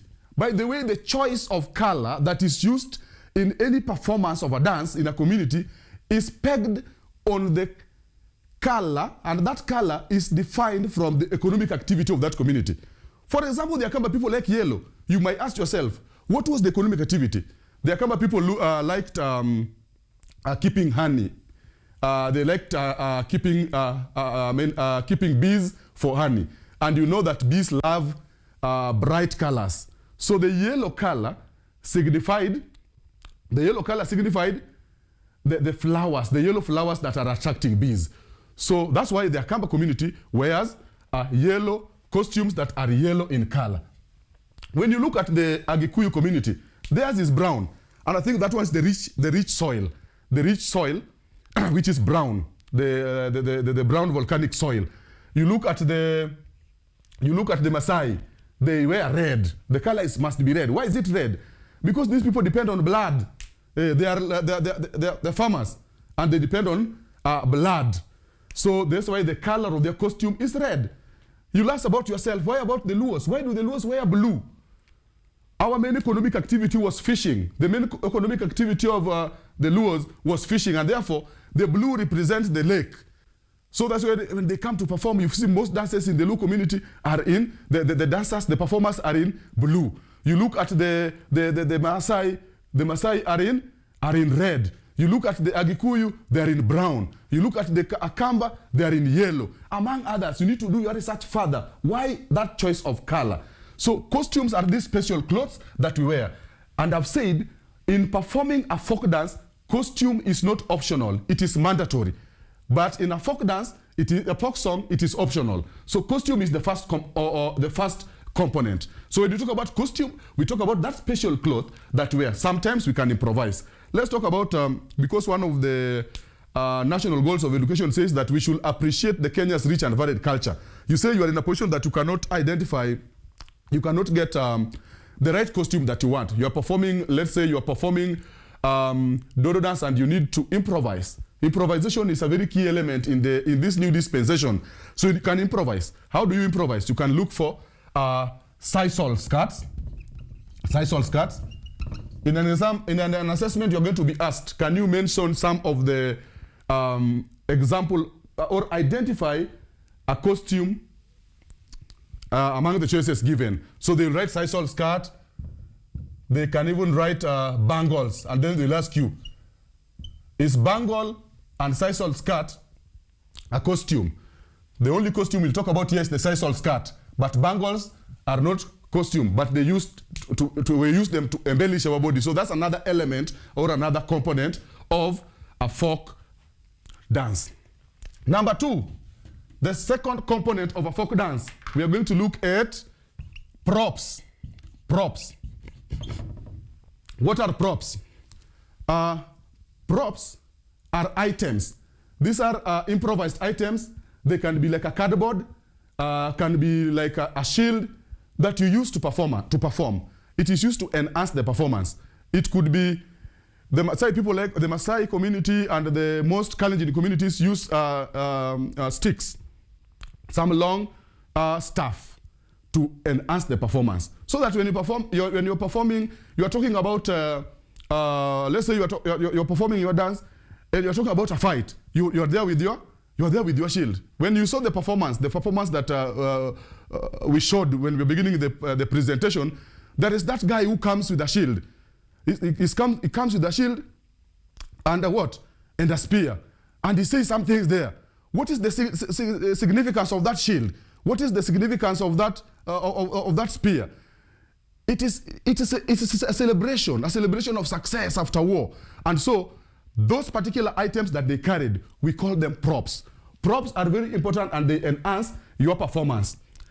Number 3, apart from props, we talk about artifacts.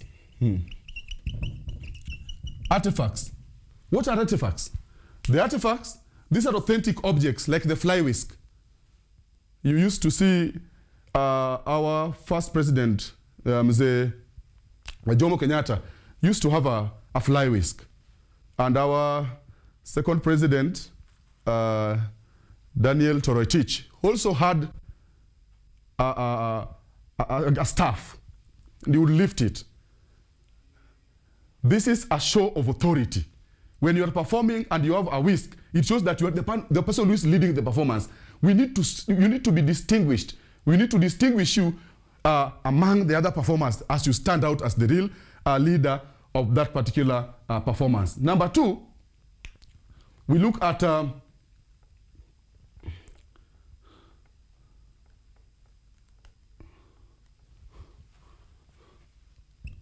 number 4. That's number 4. Adornment, body adornments. Body adornments. What are body adornments? When you appear to perform a folk dance, you need to arrest the attention of the audience. How do you arrest the attention of the audience? You must have some very beautiful body adornments. How do we make these body adornments? We can use paint, water paints. You use water paints, you color beautifully. You can use them on your face. You use them on your legs beautifully. You can use, the Maasai use the red ochre. The Maasai people use the red ochre on their body.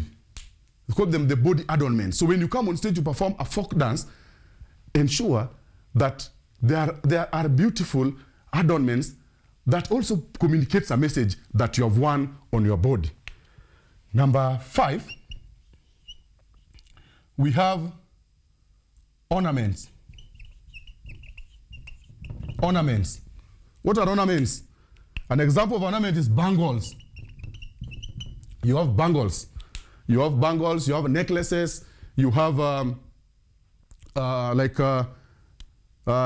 we call them wristbands, beautifully on your body. We also have the shoulder gears. In the performance like Ramogi dance, you find people, they have put shoulder gears. What are the functions of these ornaments? The ornaments are meant to embellish the performer. Embellish the performer. Or to decorate you. Just as there's a difference in the body adornments and ornaments. The difference, ornaments are worn in the body, like the shoulder gears, to enhance the performance. For example, imagine you are teaching a Kamabeka dance among the local community. It's a very vigorous and vibrant dance where the shoulders are shaken very fast.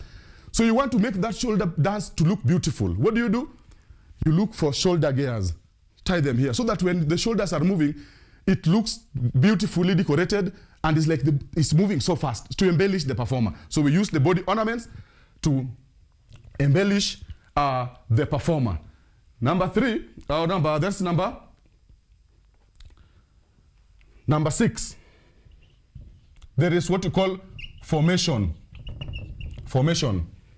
As opposed to a folk song where you will come on stage and perform your folk song, you sing, the soloist in front introduces the performance, calls, and the others respond. Kanyoni kaja, deko kwanja, damaneda, ta ta ra ra ra, and then others respond. Or la la la la la la la la la la la. All of you are singing together. In a folk dance, or you are not going to sing while standing in front as the soloist and the others are responding. There will be very beautiful formations. And how do we make this formation? There are formations or patterns. You can start your dance in a letter, H. The letter H, you use the alphabets. You are in H. As you transition to another song, you change the dance, the H can move to A. The A can move to a semicircle. It can go to a straight line. So we want to see that when you're performing a folk dance, there are different patterns that you are making as you do what? As you present your dance. We don't want to see that you're telling us this is a folk dance, whereas you have come on stage with your team, you have sung from point A to point B, dancing there.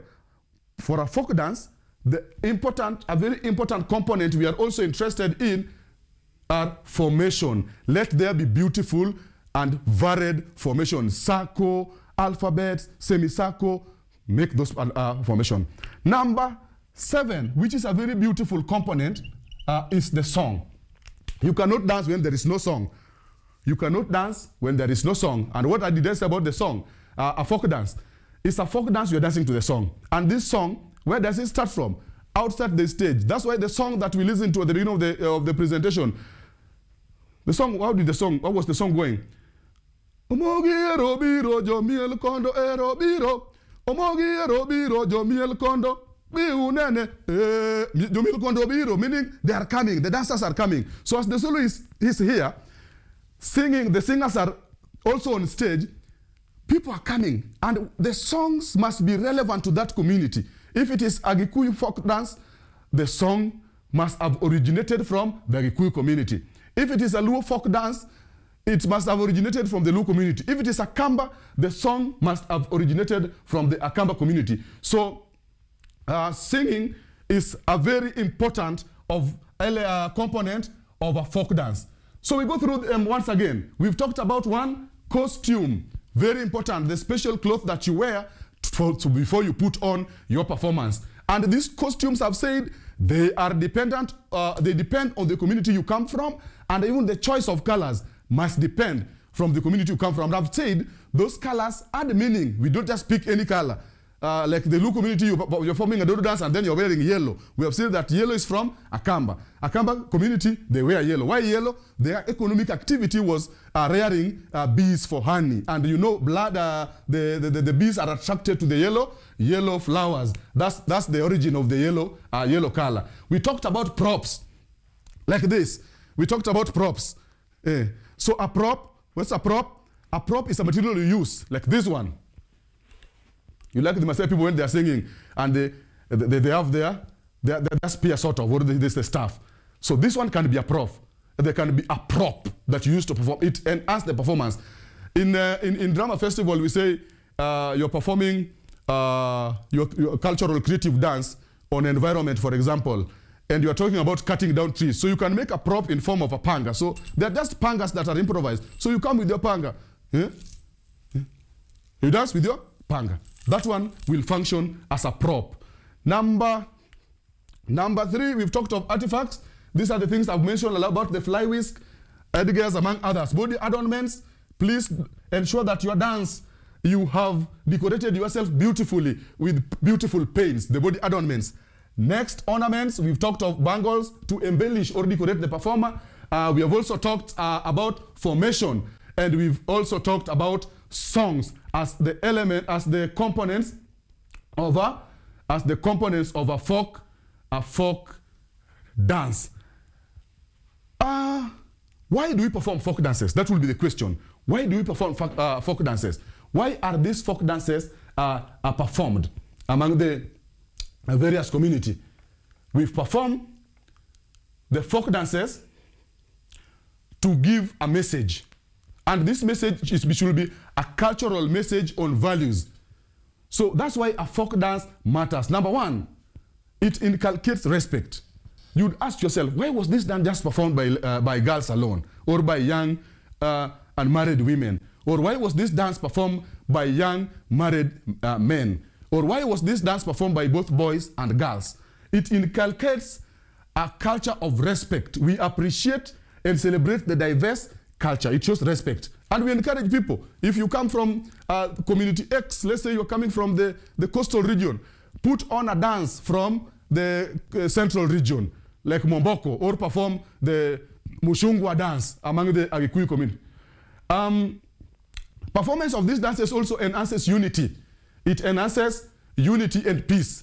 When we collaborate harmoniously in rehearsing for the performances, for those of us who, I don't know, or those of us who used to go to the Bomas of Kenya, you would see diverse culture. People from different communities have come together to perform almost all the dances from the Kenyan communities.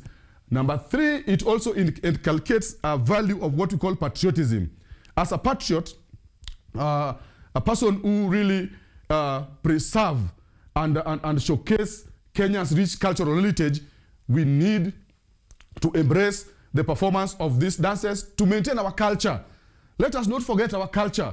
We are Kenyans, and Kenya is our business. And so if we perform these dances, we appreciate the varied culture amongst us as the Kenyan, very many Kenyan communities that we have. Let us celebrate this, all the dances. Finally, we said that one of the specific learning outcome is that by the end of this lesson, you should be in a position to create a dance. And so I want to take us through, in the next 5 minutes, a simple process of how to come up with a dance and perform it in your class. First of all, we are going to create groups. We are going to have groups of between 10 and 15 students. So if you have 30 children in your class, those are 2 groups that are going to perform a folk dance. In your class, the 15 students, or the 15 learners are going to select a dance from a Kenyan community. And you must ensure that the class is performing 2 different dances. So let's say they have selected 1 dodo dance, and 2, they have selected Isukuti dance. So here, you will guide them through. There will be a group leader. These learners are going to divide themselves into 4. We had said that they are participants in a folk dance. So they are going to divide themselves into 4. Now we are going to have 1. They are going to have singers. The duty of these people will be singing alone. Number 2, we are going to have those who are going to play the instrument. We call them the instrumentalists. And then number 3, we are going to have dancers.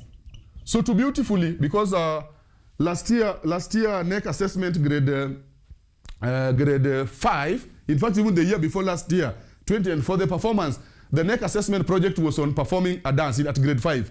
So the learners of grade 5 were supposed to present a Kenyan folk dance. So what were they supposed to do? First of all, as a class, you had to divide the class into 2 or 3, depending between 10 and 15. Let the learners divide themselves in various roles. Let's have the people who are going to sing, the people who are going to play the instruments, the people who are going to dance. And we also have the person who is going to solo, the soloist. We're going to have the soloist. From here, give the soloist his or her roles. What are the roles of a soloist? What are the roles of a soloist? Number 1, the soloist is the one who introduces the performance. And when we're introducing the performance, what do we use? We use the synopsis that we have given out. Because this also came in grade 9, that they're supposed to give a synopsis of a folk song. The difference is also almost the same. Because when you are asked to give the synopsis of a folk song, here we are giving the synopsis of a folk dance. When you come on stage, tell us the name of the dance, the community where the dance originates, the occasion during which the dance is performed, and tell us who are the performers of the dance. Are they boys? Were they girls? Were they men? Were they women? Once this is done, please guide the children with the help of their parent. In this new dispensation, I repeat for the 10th time that the parent is very important in driving this particular concept. So let the parents or the internet the children use to do their research. So once they have researched, let them practice the lyrics or the text of that particular piece and let the children perform the dance. When performing the dance, what do we check? We look at the components. And how many components have we talked about? We have talked about around 8 components of a folk dance. We've talked, so when you come on stage to perform, as the examiner, I'll be checking on, are there formations when you're performing the dance? Did you form any pattern? Were they varied? Number 2, did you use any prop? And what was the relevance of that prop? Number 3, did you use a costume? And if you are not able to get the costume, did you use the locally available material to create one? Did you use the available materials to create a costume? You can use even the uhuru bags. You tie them together to make something like a sisal skirt. That is creativity. You will earn a point for that. Did you use the manila papers even to make the headgears? Did you use them to make beautiful headgears? Did you decorate them? Did you use some paint? So that we talk about the body ornaments. When we talk about body ornaments, please, we also have what we call ornamentation. We have body ornament and what? And the vocal ornament. The vocal ornament comes when the dance is about to end and you are marking climax. Like the Maasai people, they do what we call the yodeling. So what's this? The yodeling. The people like the local community, there's ululations. Why do we ululate? The ululation is to mark. This is to mark the climax of the performance or transition. If you hear some ululations, maybe the dance is transitioning or the people are transitioning from one pattern A to pattern B. So once that is done, this particular synopsis is not given in a written form. It is always given orally. So you must pick a learner who can orally present the synopsis before the examiner, and then the dance begin. Point to note before we end the lesson, ensure that the dance starts outside the stage. If performance is going to be staged here, let's ensure that the dance has begun outside the stage. Let the soloists come introduce, and then the dance to start outside the stage. Let them do all those components we have mentioned, and then let the learners also get out of the stage while dancing. That's why we call it a folk. We call it a folk dance.